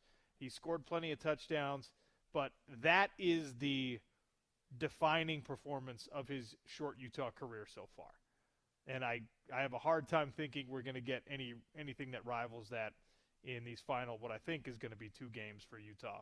But we'll see how it works out. I don't want to put any evil out there. By the way, OC, that practice sound, including Devin Dampier, and all of the Cheez-It sound, all of the sound of Cheez-Its crashing onto my phone and around my phone, is on the website, ESPN700sports.com, or the Utah Utes interview podcast where you get your podcasts. So check that out. Morgan Scalley talked to us, Jason Beck talked to us, Devin Dampier, and John O'Hall. All right. The LSU saga of Brian Kelly, also in the Daily Dump today. It's obviously, they've got this lawsuit going on with the former coach, and it's going to be messy. It's going to stay messy. I think Kelly's going to end up winning this thing, and LSU should just pay the full buyout now, because what's happening is now Brian Kelly's attorneys are like, you know what? Not only is this mess stopping him from getting the $54 million he's owed, but no other schools want to give him a new offer or a new job because he's embroiled in this mess. So they're going to be pushing for damages related to that, and LSU is just in a really bad spot right now. Why does this matter? Well, because the most important hire in all the college football coaching cycle appears to be whatever happens with Lane Kiffin. That feels like it's the major domino that's going to fall, because there are 3 SEC schools that all have big-time jobs with big-time salaries that he can have. Florida, LSU, and Ole Miss want Lane Kiffin. Penn State might also, UCLA might also, I have no idea, but at least those 3 schools are very public about wanting Lane Kiffin, right? So just today, actually, #sources out there, that LSU is where he's going to end up. They got Shaquille O'Neal involved, allegedly. I guess the Raising Cane's CEO founder is a big LSU fan, maybe alum or whatever. My question is, the governor of Louisiana, he came out and he said, we're not going to let this next person or this next coach be hired by Scott Woodward, the inept athletic director who gave way too big of a contract with way too big of a buyout to Brian Kelly, who has never actually won a national championship. And now, all reports are pointing to the idea that LSU is going to roll out an even more luxurious red carpet for Lane Kiffin, who also has never won anything of massive import at any of his previous coaching stops. But hold on, at least Brian Kelly has been to the playoff a few times with Notre Dame. Like, this would be, like, Lane Kiffin is less accomplished than even Brian Kelly. Correct. Lane Kiffin is better at playing this game, this you should want me and this is why game, and my agent is fantastic and all. He's better at being the hot commodity than Brian Kelly is. He's better at being the headline generator, or at least the positive headline generator, or the interesting headline generator that Brian Kelly is. But, I mean, LSU just made a big show of being like, we're not making that same mistake again, and they're about to make the same mistake. Lane Kiffin, the only thing that Lane Kiffin can do to justify whatever LSU is about to spend on him, if it ends up being LSU, is win a national championship. That's the only thing. Anything less than that is going to be like, oh, shouldn't have done that. We shouldn't have hired that. We shouldn't have given him stock in Raising Cane's, and Shaquille O'Neal shouldn't have given him, I don't know, like a firstborn child, whatever it is that they're handing over. Is he giving him stock in the General? Yeah. And Papa John's? Shaquille O'Neal probably signed over all of the future royalties from his star film Shazam, and that's what gets Lane Kiffin. I am Kazam. Was it Shazam? Yeah, it was It's Kazam, wasn't it? Yeah. Yeah. Lane Kiffin now gets all of the royalties for Kazam the movie and the Shaq Fu Sega Genesis video game. And that's what's going to take him to LSU. I just don't know. Like, it cracks me up how we do this performative thing in college football where the actual governor of a state is just like, well, I don't think we're going to let this Woodward fella hire our next head coach because he makes some bad mistakes. And then they're like, Lane Kiffin? He's never won anything good. Let's give him $16 million a year. What are we doing? And a $200 million buyout. Yeah, I mean, whatever it is. Maybe I'm wrong, okay? And maybe this is not just a nuclear arms race between SEC schools. But all signs point to the fact that every single one of these institutions is absolutely maxing out the dollar amount they can offer to this dude in particular, to this guy who has never won a major conference championship, has never won a national championship, has never made it to the college football playoff. They're like, that's our dude. Okay. All right. Every time I look at it, I am more and more and more enthusiastic about the idea that Utah is not going to be involved in this mess this year. Or presumably in any mess in any year in the foreseeable future, because their succession plan is well laid out and is well publicized. Now, whether it works out or not is to be determined. I'm confident that Morgan Scalley is going to stay the course, make a couple tweaks, and keep Utah right in the same conversations that they're in right now.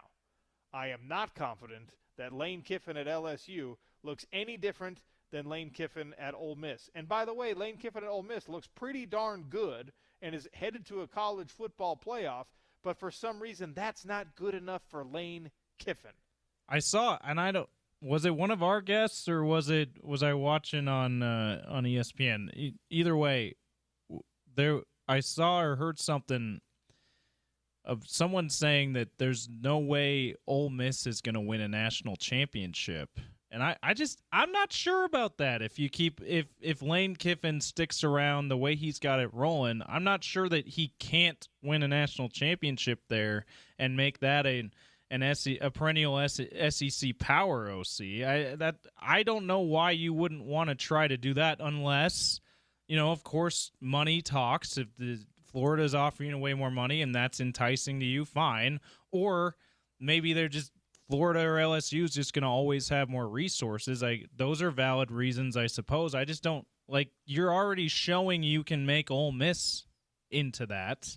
Why you haven't gotten the Natty yet, but you're showing that you can potentially. Why not just stick around and keep trying? So let me ask you this: is there a serious difference in making $11 million a year and $13 million a year? I mean, for you and I, who have never sniffed that kind of money, I would say no. But I guess for these guys, there might be. I don't know. Lane Kiffin's making $9 million right now on this contract. Obviously, Ole Miss is going to at least up him to 11, and the report is that $13 million is the LSU, Florida, Ole Miss kind of top number, that whoever wins this bidding war is going to be at about $13 million a year, okay? So, I mean, look, for me, there's not a huge difference between $9 million and $13 million because I'm living the lifestyle I want to live at far less than that. But Lane Kiffin's older than I am. Lane Kiffin is far more established. Lane Kiffin has been making millions and millions of dollars already. And I just – if money is the thing, sure, chase it, get it, fine. If he gets some kind of offer like the one I'm pretty sure Dan Lanning is dealing with right now, where he has long-term stock options in a major corporation, it seems like that's what's going to keep Dan Lanning at Oregon, at Nike University, for the long haul. They're just no one can do better than what we're offering you, Dan. Yes, there's a $13 million salary out there, but we're offering you futures in Nike and all this stuff and this kind of exit package and this runway into retirement, and that makes perfect sense, okay? Plus, they're spending in the NIL and the recruiting space in a way that, is hard for anyone in the country to compete with. Maybe that's why Ole Miss can't keep up with LSU and Florida. Maybe. But I really don't understand. I've tried to wrap my mind around it in so many different ways, why Ole Miss is not today, right now, viewed in the same light as two teams that they are ranked higher than, that they have won more games than. If Indiana can offer Curt Cignetti $11 million a year, Ole Miss can certainly come up with that for Lane Kiffin. If Ole Miss is offering $13 million, if you hate Oxford, Mississippi, fine. I'm not telling you to love it. Gainesville, Florida, or Baton Rouge, Louisiana, is that markedly better? Sure, maybe, whatever you say, Lane. I just don't understand why you have to be looking over the fence when you're already at a college football playoff team that is 4 games away right now from winning a national championship. Sorry, 5 games away from winning a national championship. They could do it this year. He's got a really interesting quarterback. He's got good enough recruits to beat Georgia. Already did that. I don't get it, man. And I don't get the other side of it either, where if you're LSU and if you're Florida, you're saying, that's the dude I want to pay $13 million to. Because there could be nothing more disloyal than someone who's sitting on a 10-1 football season, making almost $10 million a year, who is right around the corner from achieving something that they have never achieved so far in their career, who is then where's the grass greener? You think Lane Kiffin's not going to do the same thing to you if an NFL job comes calling? This is dumb. And I've talked way too much about Lane Kiffin on a Utah radio show. That's the Daily Dump, brought to you by Valley Plumbing. All right, I have not really addressed this at length or in any kind of detail on the show, but at some point today we have to get to Cincinnati's apology to BYU and the reason that Cincinnati issued an apology to BYU. We'll get there eventually. It's the Sean O'Connell Show on ESPN 700 and 92.1 FM.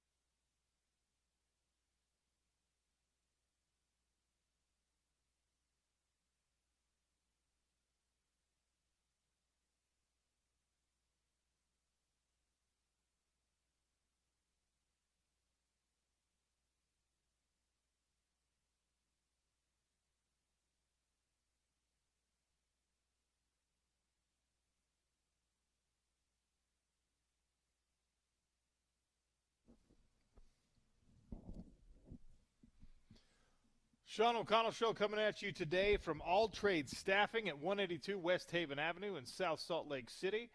The phone number is 801-313-1234. Josie White, the general manager, kind enough to host us out here today.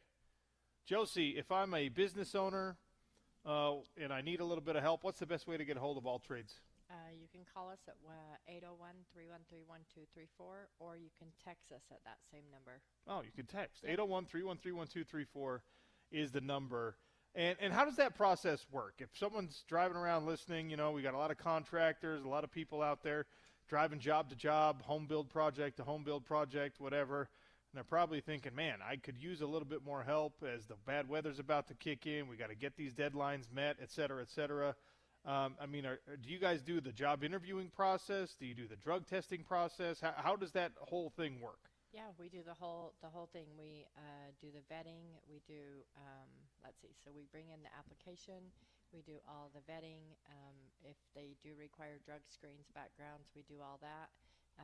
We do all the workers' comp insurance, the federal tax, state tax. We cover all that. They just provide the work.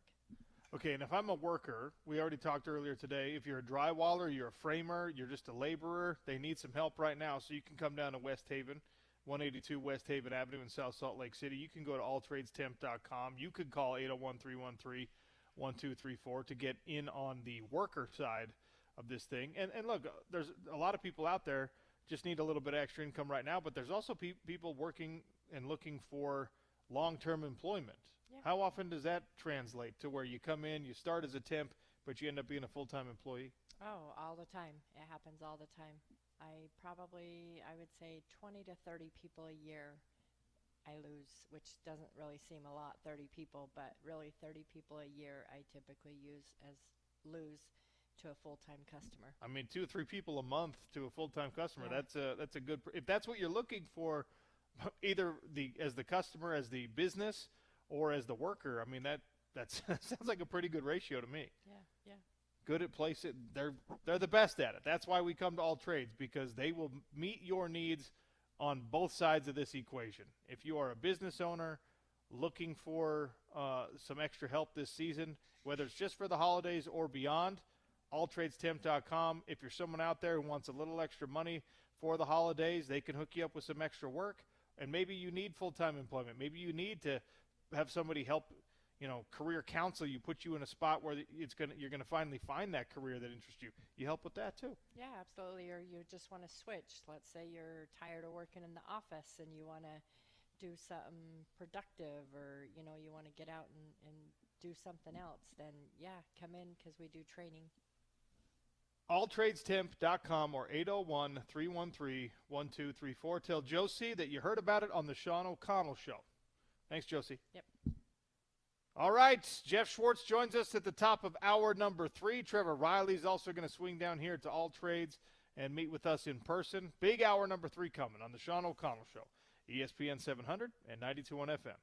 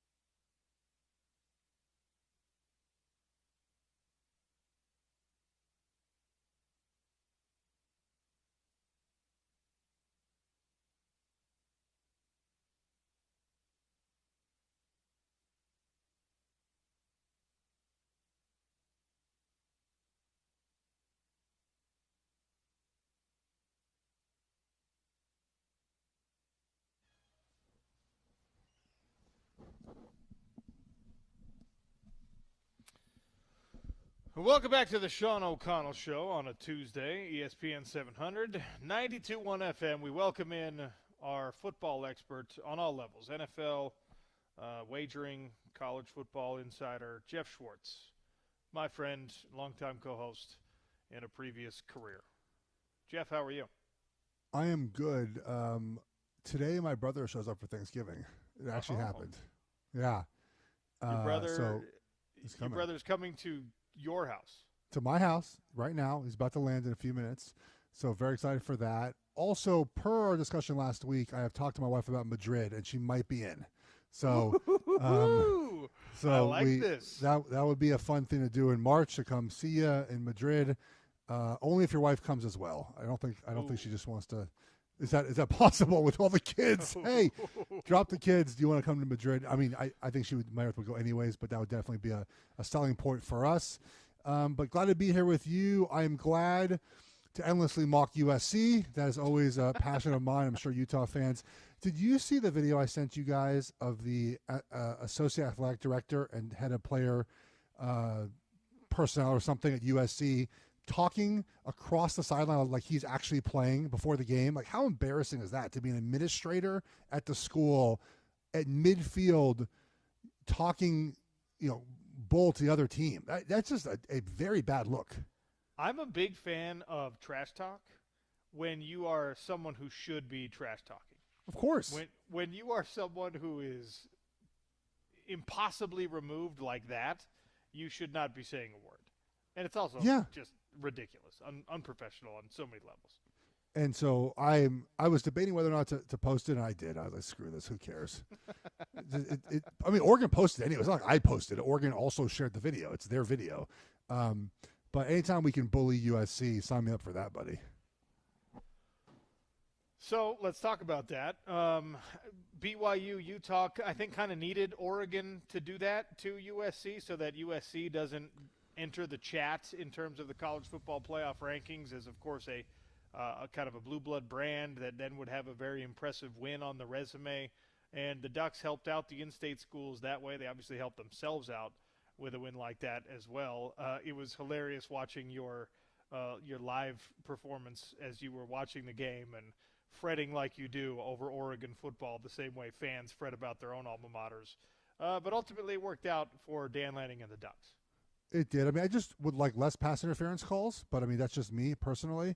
But it did work out for us. Look, we were better. It was a sloppy game, but that's college football. Like, I thought that was a pretty college football game, right? Like, there was a lot of moments when it looked like it probably should, other moments when it didn't. I mean, we had opportunities to put it away. We just didn't. I mean, that's not good, but we still won a game where I didn't think we played pretty clean by 2 touchdowns. Like, that's a good spot to be in if you were to choose a spot to be in. So, yeah, it was a good win. I'm glad we got it under our belt. Now we got to beat Washington this week and host a home playoff game. Speaking about playoff scenarios, Sean, I was going to run this by you.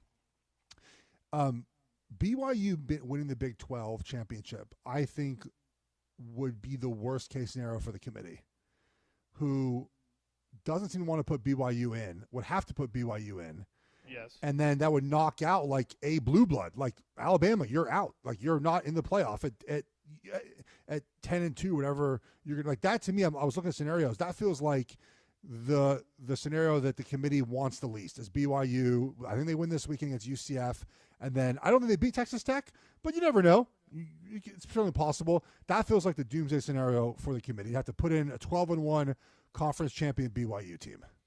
And then you think Texas Tech also makes it? Yes. Both would have to be in. Correct. Okay, interesting. Yeah, like that feels like the scenario they just don't want. I think they would hate that. Obviously, that's what BYU fans are hoping can happen. There's not a lot of confidence that the reverse will be treated positively. That BYU could make it in, lose for a second time to Texas Tech, and still have the committee say no. I don't think they're in. I don't think they're in. If they lose to Texas Tech again, I don't think they're in. And it's unfortunate that they had a good season, but it's just the numbers are just, I think, tough to get them in that situation, considering that the Big 12 is not looked at like the SEC or the Big 10. It feels like that would be a pretty tough ask to get them in that direction. Is Kansas State now on the Joe Moore Award watch list because of their 472-yard rushing performance against our Utes? Man, that was crazy. I was loosely kind of paying attention to the game until the very end because I think we were on I think after the Oregon game, I just like blacked out for the most part. But I looked to win that game for you guys was incredible. Obviously, I don't think it was designed. I saw your tweet, though, by the way, about like a fiery halftime speech, and then I went and checked the score, and I was like, well, that didn't work. They came out of the half and didn't play well. They came out of the half and scored easy twice, and then, of course, immediately started to give up. Yeah, I checked it after they were behind a bunch in the second half, because I saw your tweet, and I was like, oh, man, what's happening in Salt Lake City? And then I was like, oh, that didn't really work. And obviously, in the end, it was a great job and a great win. And look, I mean, here's the thing about college football, man. It's just hard. I mean, all football is hard, but like, you're just going to have weeks where that's what happens, where you just all of a sudden, for no reason, you give up 1,000 yards, and you win the game anyways. Oregon's pass defense wasn't great. You won the game anyways, Like, is this a buddy of mine, Dan Rubenstein, who does Solid Verbal, he has a great line. I think it's always salient when it comes to college football. He says, like, you never judge a team at their worst and at their best, or just somewhere in the middle, And that was the worst Utah could have played in that game. They still won defensively. And I don't think that's anything. I don't think it means anything for this week. I don't think it means anything for a possible Big Ten. Can they make the Big Ten championship game? They can make the Big 12 championship Big game. 12, I should say. So much like you remember the second Utah Pac-12 championship when we were still doing shows together. You remember they went into that final weekend, and they needed Oregon State to beat Oregon as big underdogs. They needed, like, Cal to win. They needed to win the game themselves. There were 4 games that had to go Utah's way. Oh, that's when Oregon State beat us very late in that game. Yes, and and then Utah got to, the tiebreakers pushed Utah into the conference championship game, and then they beat USC for the second time that year in the conference championship game. You need that exact same thing to happen again. The tiebreakers are, you need Arizona State to beat Arizona. You need West Virginia to beat Texas Tech, which is, of course, the least likely scenario in this whole thing. Utah's got to win against Kansas, and BYU has to win against UCF. If those 4 things all happen, then Utah is in. But West Virginia upsetting Texas Tech feels like a damn near impossibility. The old root for the rival to win, so you can get in the Big Ten championship game. So that means it would be. And then, of course, that would be a Big 12 championship game between Utah and BYU, which would be the most epic and incredible thing ever. In Dallas. Yes. Wow, that would divide the state divided. Which state? Because the downside for Utah in that case is that there's a bunch of BYU fans living in Arlington, living in Dallas, living in Texas. There are probably a lot fewer Utah fans living in Texas. So that's fine. Interesting. It'd be like a BYU home game. I didn't think about that. I mean, Utah would travel well because they do. I mean, there would be 20,000 plus at that game, much like the previous. But it's not as easy as a little jaunt down I-15 to Vegas for Pac-12 championship games. It's a little bit more of a heavy lift. But the Ute fans would show up. BYU just has that religious advantage of, if you're a Mormon in Texas, you're probably rooting for BYU, especially in that game. Why is every game BYU plays, the athletic director for the opposing team has to put out a statement saying that we don't tolerate hatred toward the Mormons? Well, it feels like it happens weekly, man. It happens weekly, and why is the chant about the religion instead of the school, instead of the team? I don't want you to get in trouble for saying. Like, what were they saying? I have no idea. They say F the Mormons. Clap, clap, clap, clap, clap. Okay, yeah. At every school. That happened at Colorado. It happened, Stanford did like a whole thing, like a whole halftime performance. Well, their band with does their that. band. Yeah, well, that's mocking the band, though. Yeah, mocking BYU's like temple ceremonies or something. There's this, it is a small religion. There's 15 million people or something that occupies a large space in a lot of people's minds, and obviously is having sort of a cultural moment with some pop culture shows focused on Mormonism and things like that. But it's like I'm a non-Mormon who grew up in Utah, so I have a unique perspective on this. But I'm fine with whatever chant against FU BYU. It's not exactly classy, but But to make it, I think it's more just because it's like it rolls off the tongue better when you say the Mormons instead of Brigham Young University or whatever. But it still doesn't make sense. And they, I think only Colorado has actually done much to try to punish it. They were given a $50,000 fine or something like that. We'll see what happens this week. Interesting. Yeah, it's always funny. Interesting. Like, every time they're like, why are people so angry about BYU? It's just like it's such a weird thing to chant every game they play. Okay, so because we're talking about it, I'll just use this space to do it. The thing that's so obnoxious about it, and again, like, this is the home of the Utes. Like, people listening to this show hate BYU more than anyone in the country does, but for reasons that make more sense and are more sports related. BYU has done this thing this year where they put their money where their mouth is, where they try to do a good deed at whatever school they're visiting. At Texas Tech, I think I saw that story, yes. $100,000 plus donated to the GoFundMe for the team barber's wife who had like a medical emergency or something. At Cincinnati, BYU donated 27,000 pounds of food to their student food pantry. That's awesome. So that and the BYU fans unloaded the truck, like did all the work for it. Are they doing this so the chants don't happen, or this is something like within the church that they try to do? They're using it as like kind of like they really do make a concerted effort to say, hey, whatever you think you know about us, this is what we try to really be about. Is like okay, yeah, that's fair. I understand. Yeah, Christian charity and stuff like that. And then so the response to that, the thank you for that, was a chant, which I mean, for most people is probably not as mean-spirited as it sounds, but still is pretty unacceptable in my opinion. Not gonna lie, a Jewish school would be bad. It'd be some bad chants if it was like if it was a Jewish university coming to town. Okay, but let's play this out. For people who don't know, Jeff Schwartz, our guest, is a man of the Jewish faith. So if there were a Power 4 conference Jewish school that went to Cincinnati and the chant "Bleep the Jews" was breaking out in the stadium, it wouldn't just be like, oh, yep, oh, well. Oh, there would be like there'd be think pieces on this for weeks. It would be the most insane thing. And I get it. Yeah. Like, context is important, and there's a lot more history in that. A lot more, but still. Not, to be fair, not in college football stadiums. So yeah. Anyway. Dude, there'd be like a New York Times, like it'd be like there would be calls to disband like the whole program, like it would be bad. Yeah, it wouldn't be great. I would agree the overreaction would be a lot, it would be pretty harsh. Did this ever happen to Notre Dame, do you think? I mean, Catholics versus convicts, I guess. Well, yeah, but were people chanting "Bleep the Catholics"? Probably not. Yeah, I mean, maybe, I don't know. Anyway, we'll move on. Bleep the Catholics. I started the show today because I'm so excited about this. Just the possibility of it happening, it's now the Christmas present I want most. Spencer Fano is one of 3 finalists for the Outland Trophy.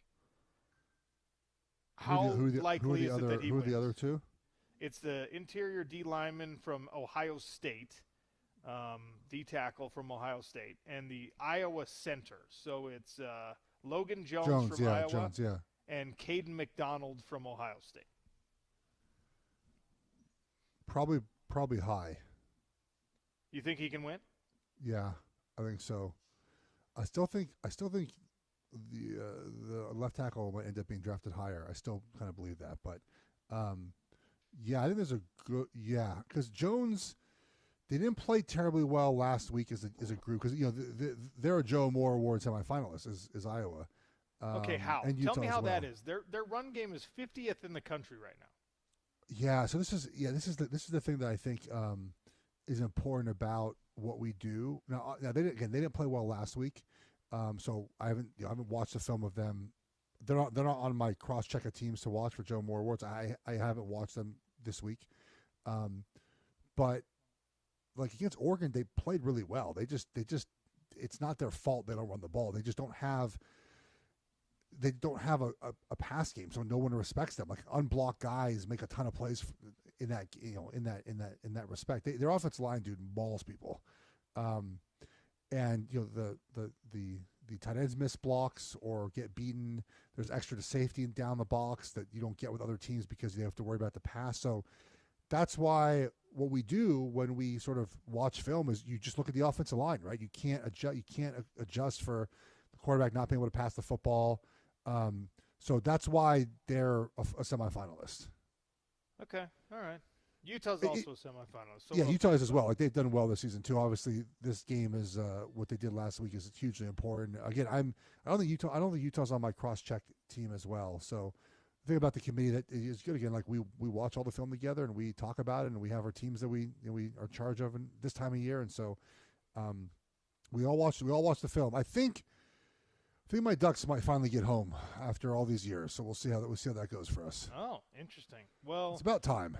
Do whatever you got to do, but I know that every offensive lineman in history is on some secret group chat, some text thread. Yeah. I need you to start campaigning aggressively for Fano to win the Outland Trophy. Who vote? Well, I mean, I don't think anyone on the committee votes for that award. Aaron Taylor actually might, because he win the Outland. I think Aaron Taylor might have won the Outland. He might vote. I guess he might vote. I'm gonna ask him. I'll see what he says. Yeah, we need. I don't know who the voters are, but we need him to win it. Okay. Will this be the first Ute? He would be the first Ute. Yes. Nice. Played well this year.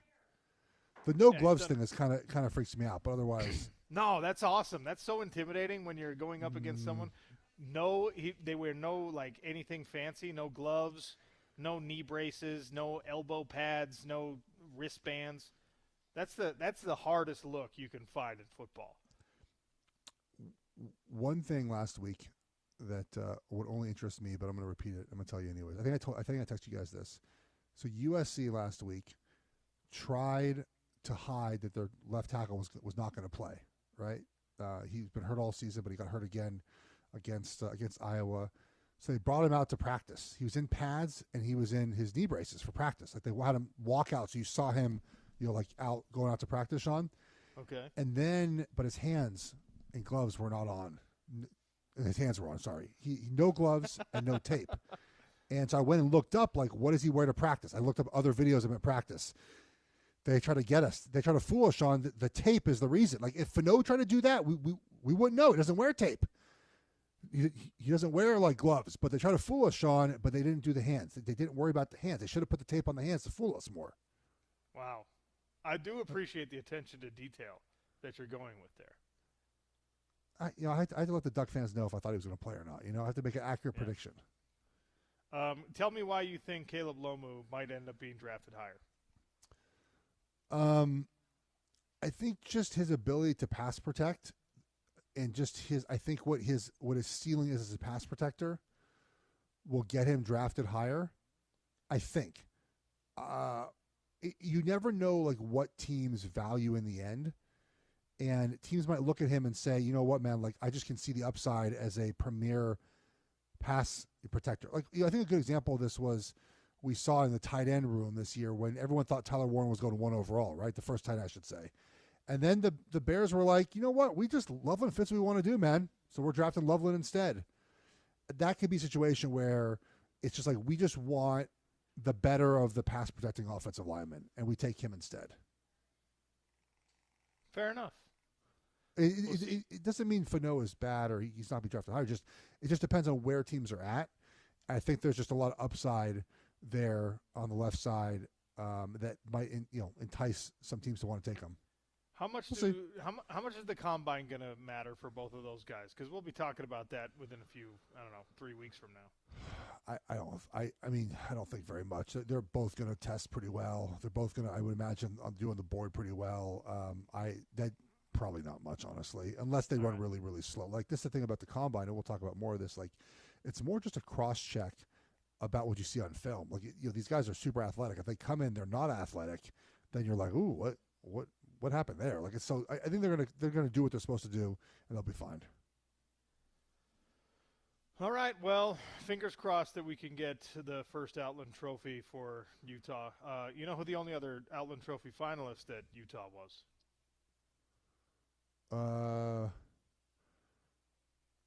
Is it defensive lineman? No. You know this person. Utah offensive lineman? You played with this person. Oh, Jordan. Yeah, Jordan Gross, the only other one. Nice. I love Jordan. He's awesome. He's an awesome guy.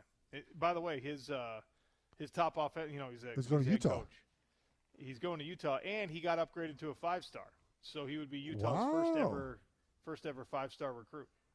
Wow. Yeah. Nice. Pretty cool. You got him to Utah. Good for you. I didn't have a lot to do with it, but I will. Good for Utah. Take it. Yeah. You need those guys All right. to win. Always great catching up with you. Always appreciate your time. Thank you, sir. Have a good Thanksgiving, buddy. You too. Jeff Schwartz, absolutely the man. Nobody better to talk about the offensive line stuff with. He has been very, very high on Caleb Lomu as a draft prospect. He loves both of these guys, but he specifically thinks that Lomu's pass blocking upside might be even higher than Spencer Fano's. Lomu is not a finalist, wasn't a semifinalist, wasn't even on the watch list. Like, reputation matters so much here because those guys grade out very similarly when you actually watch them play and if you pay attention to Pro Football Focus and things like that. But Spencer Fano is the guy whose name people know. And because of that, he is a finalist for the Outland Trophy. All right. We're here at All Trades Staffing, 182 West Haven Avenue in South Salt Lake City. 801-313-1234. alltradestemp.com. Josie White, the general manager, has been kind enough to host us today. All right, we've talked about a lot of different things today, Josie. There's, if you're a worker who needs some temporary work, some permanent work, help getting a long-term job or a short-term job, All Trades can take care of that. If you're a business owner who needs regular staffing help, you can take care of that. What about, like, project work? What if I've got, like, a wedding and I need 3-4 people to help me set up and take it down, and it's probably going to be a one-off thing. I'm not a business owner. I'm not somebody who's going to be a repeat customer. Can you help out in those places too? Yeah, absolutely. We have that quite a few times. We've had a few people do that. Some lady had her son's wedding, and she called us, and we were a server. One-time deal. Oh, cool. Paid the bill. It was, so no big deal. Them are kind of nice to have too because then that happened for her. We provided the help. She's going to tell the next person. She's going to tell the next, Sure. That word of mouth helps a lot. Yeah, absolutely. We talked about it a little bit earlier as well. There's, you've got unskilled labor you can provide. Also, if you're a skilled laborer out there on both ends of the spectrum, if you're like a contractor who's looking for skilled labor help, or you're a framer, a drywaller, a painter that can help out, you can get people connected with the right kind of work and the right kind of jobs. Yeah, absolutely. Yeah. And most customers, you can try them out.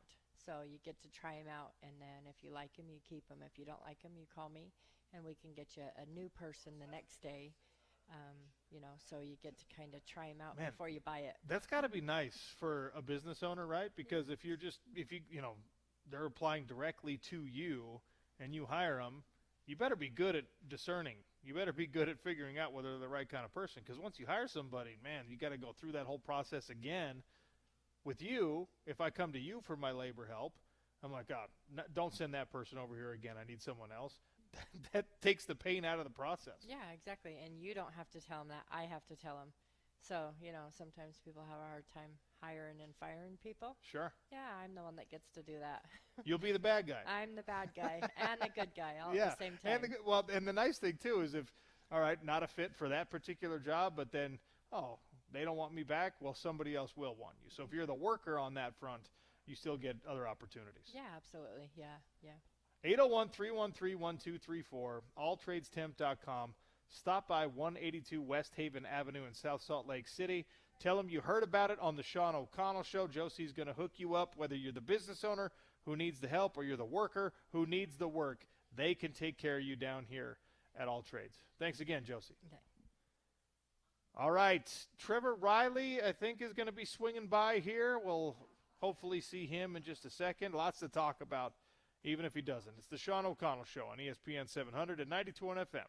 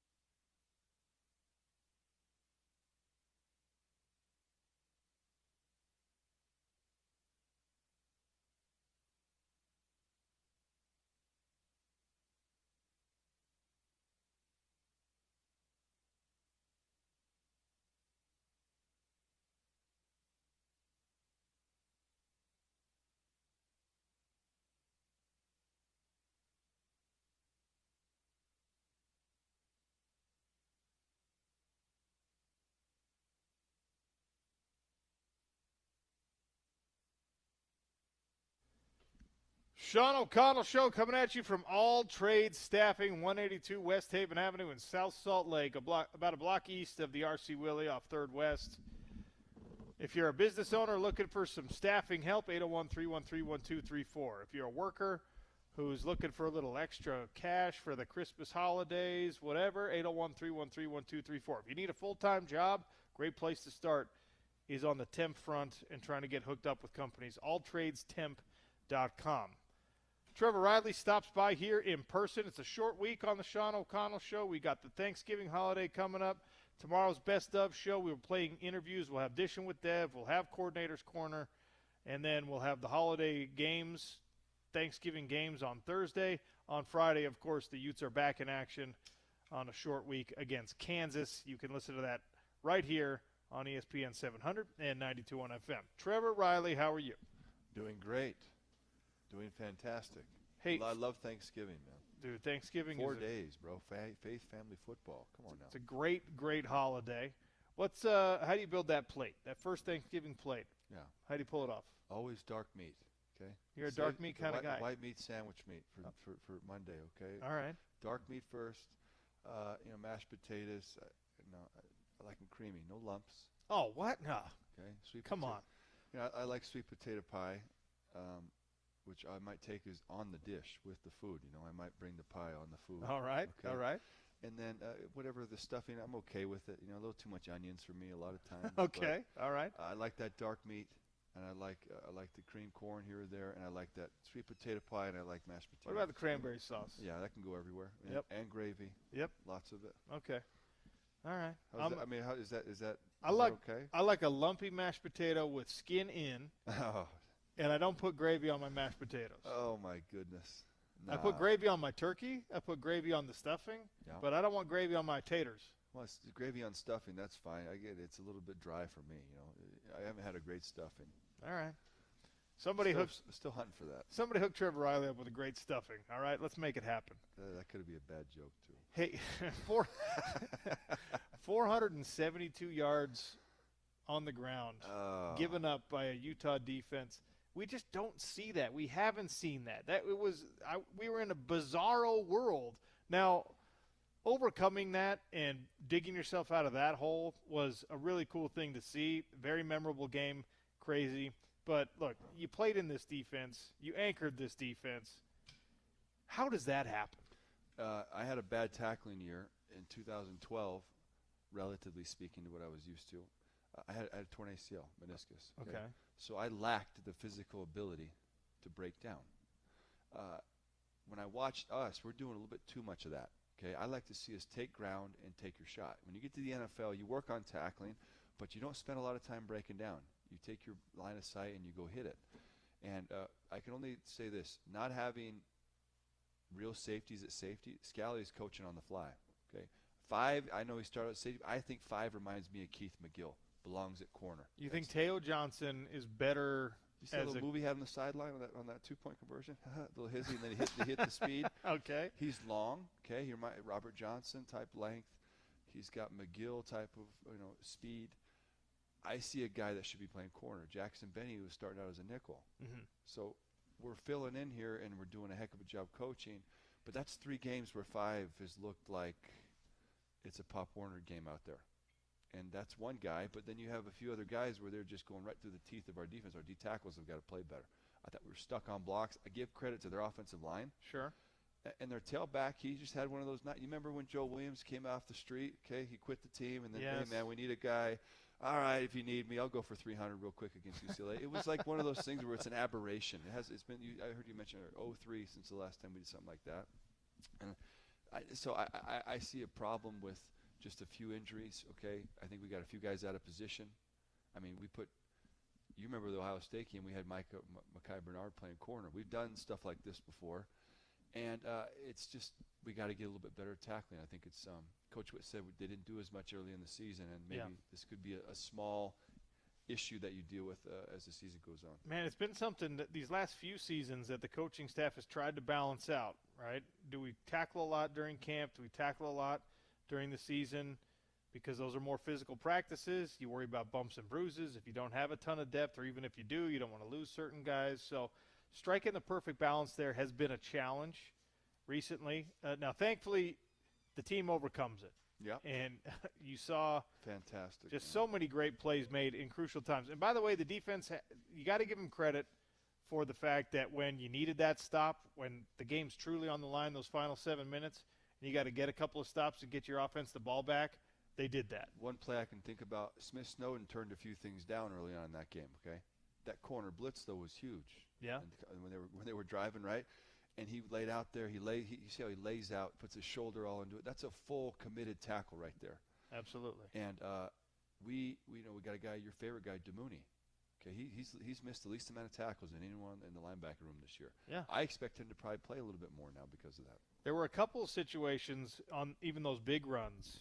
And, again, this is something that it's a fundamental type thing. That your depth as a linebacker and whether or not you're getting caught up in the mess of, pulling offensive linemen, you're getting caught up in the mess of knockback created by an offensive line. We saw both Lander, and it happened to DeMooney a couple times as well on some of those big runs where they're caught in the mix, yep. Right? They're in that blender instead of flowing to the hole, instead of making the run fit. And Kyle Whittingham said that. They didn't do anything special. No, they're running zone and they're running lead, man. They're not running anything else besides what we see every week. The D tackles have got to make more individual plays, though. Okay, we've talked about that ad nauseum this year. We're not getting enough TFL production out of those two guys, but I don't blame them necessarily. Sometimes the scheme is pushing that more to hold blocks, but OC, you know how big it is for a D lineman to make plays. You don't have. It's like the play's over, right? It's over. 1,002 play is over, and so there's just the whole team has got to do a better job of getting to the football, right? Selling out. Just be a little bit tougher. I thought we turned some things down. We call that the turn down service. You can see right when they get on them and then they turn their Olay a little bit, or sure. Oh, I missed him. Right? They're not ready. You should be flying in there, yeah, and smack it, dude. You should hear it. Well, one guy who we haven't seen turn anything down this year, unfortunately, is out for an extended period. Dude. John Henry Daly on a non-contact injury. It's an Achilles. It sounds like a surgical situation. I think maybe he already had the surgery actually. And that's a tenuous recovery. That's something that can take. I mean, even in the best case scenario, we're probably talking about him being available this time next year. Could be. To your point, there's guys that are recently getting back in 6 months. Those are the extreme cases. But then there's guys that are getting back in sometimes 12 to 18 months. There's a huge range here based on what his rehab is and how the surgery goes. I was up there today, and everybody just loves that guy. And I was telling, Coach Lewis Powell, when I watch him, he is on pace to be maybe the greatest pass rushing defensive end in history here. He's got 2 years of eligibility left, man. He's got 12 sacks. He's on that type of pace, and so I'm hoping we keep him, right? It's an interesting thing now. You got a certain money, right? Let's say it's between 16 and 18 million next year. How much you got? The contracts are negotiated now, OC. Yeah, for so sure. What are you thinking about Henry Daly, right? A guy like that, let's say he's probably worth, if he's healthy, over $1 million? A guy getting almost 15 sacks? Well, he's going to be an All-American. Yeah. He's leading the nation through 11 weeks. He's not going to get to finish out through a full 13 or 14 weeks, right? But through 11 weeks, leads the nation in tackles for loss, second in the nation in sacks. Unbelievable. He's an All-American caliber player. Yep. And by the way, all those big runs that they busted out, I mean, he's excellent as a run-stopping defensive end, too. He's not only a pass-rushing specialist. Yep.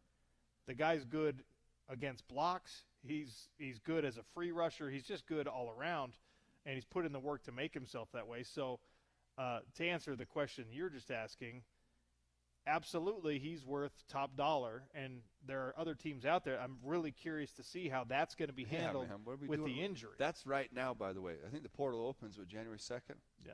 It closes 2 weeks later. So that all that shenanigans is going on now.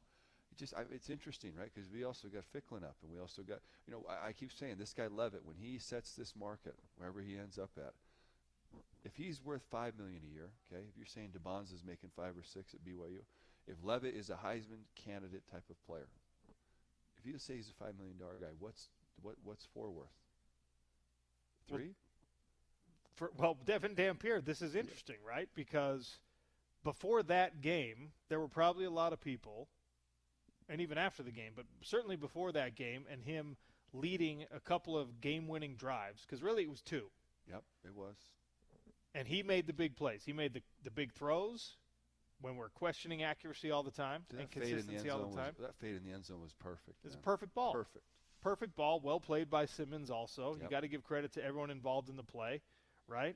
And then, obviously, you put the ball in his hands, and it actually worked out for Utah. We've talked about this plenty. It worked out for Utah that he is a little hampered. He doesn't have quite the breakaway speed right now. The time, it was perfect. Took more time off the clock, things like that. So it works out perfectly, right? But that was the breakout signature moment where Devin Dampier showed whatever he's making this year, 1.5, I'm worth that. I'm the starting guy, right? So let's say he's worth 3. Okay. What's Ficklin worth then? That's well, 2.5, we'll say. That's $5.5 million. Okay, so now we may only have to get to choose one, but then you got Daly. Okay, we're saying Daly's an All-American, and he might be back next season. But he probably won't be. Well, let's say he is. Is he worth $1 million? Yeah, but he probably won't be. Again, there was a guy in the NFL who came back 6 months yesterday, or on Sunday. That was Monday. On Sunday he played. He had a 6 months return from that injury. With stem cells now, Sean, they're going to Mexico and Germany, and these kids got the money now. This is now a thing where he's going to have a shot to get back in 6 months. Okay. But he can now go to the negotiating table and say, hey, look at that guy. And Henry Daly's probably the same age as him, for heaven's sakes. Yeah, probably so. So now you got 3 guys, right? Let's say 3 guys now. Now you're at $8 million. And now you're at $6 or $8 million. $6 or $8 million. That's a 30-year cap. You see how this is getting tight, man. It's getting tight, and it's getting difficult. And this is why it's important. It's important what we were talking about earlier in the show today, because Spencer Fano, I don't know if you saw this, he's an Outland Trophy finalist. Yep. It's down to him and 2 other guys. And we just had Jeff Schwartz on, and he's, I think if you could tell guys, if he can win that award, and you can tell guys, you're right, Ohio State will offer you more money. We can develop you into being the best in the country at your position here on this money, because he's got paid. Yeah. He got paid 1.5, whatever it is. And, by the way, he's going to be a top 10 draft pick in the upcoming draft. We can do all that for you right here. I think you can still win those battles. I think you can still keep those guys. I think you can, especially with younger guys. Offensive linemen, they don't, someone described them to me one time. Get them a nice truck. They get them a good-looking woman, a dog, a hobby here.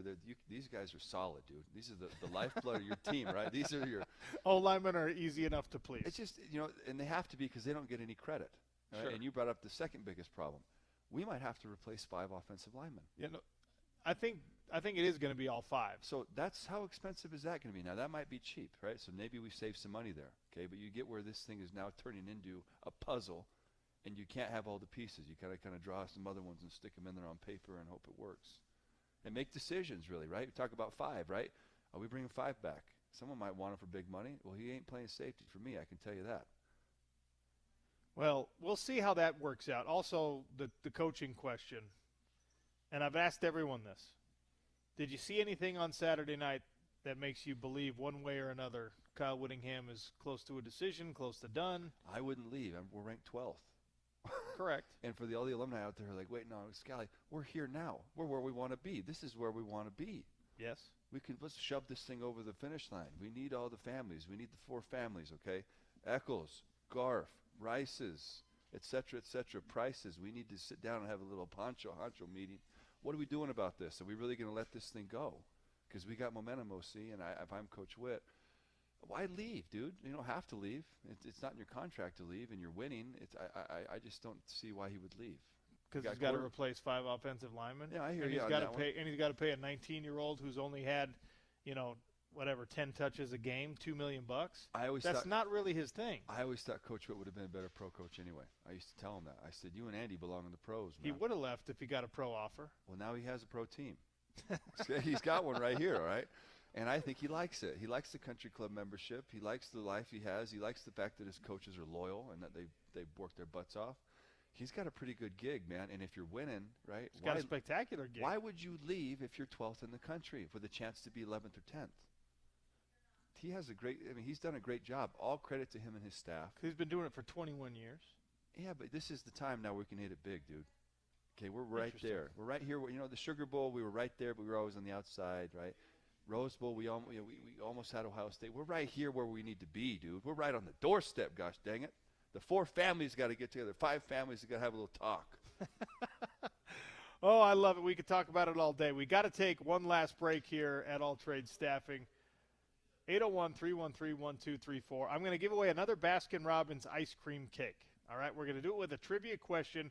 We're going to do it next. Get your texting fingers ready. 877-353-0700. I'll have a trivia question for you. We'll have a turkey-shaped Baskin-Robbins ice cream cake if you can answer the question next. It's the Sean O'Connell Show on ESPN 700, 92.1 FM.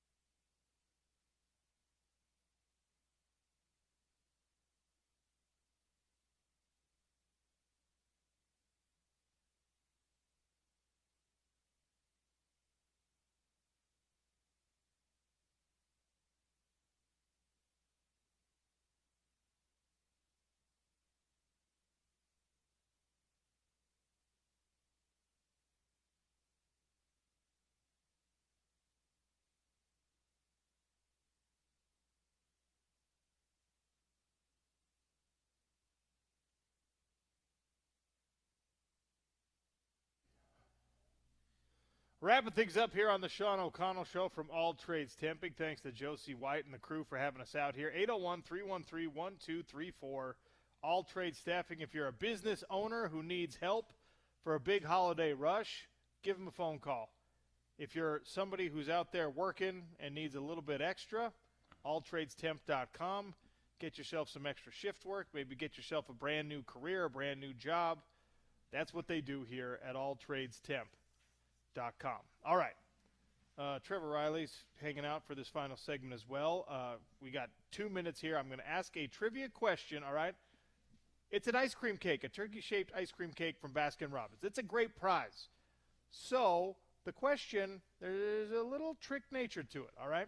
How many Outland Trophy winners has the state of Utah produced? 877-353-0700. Spencer Fano is a finalist. It's down to the final three for the Outland Trophy. best down lineman in all of college football.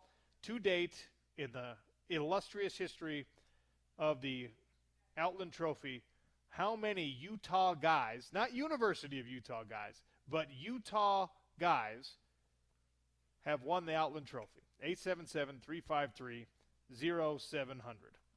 I won't give you the answer until we get a correct one on the text line.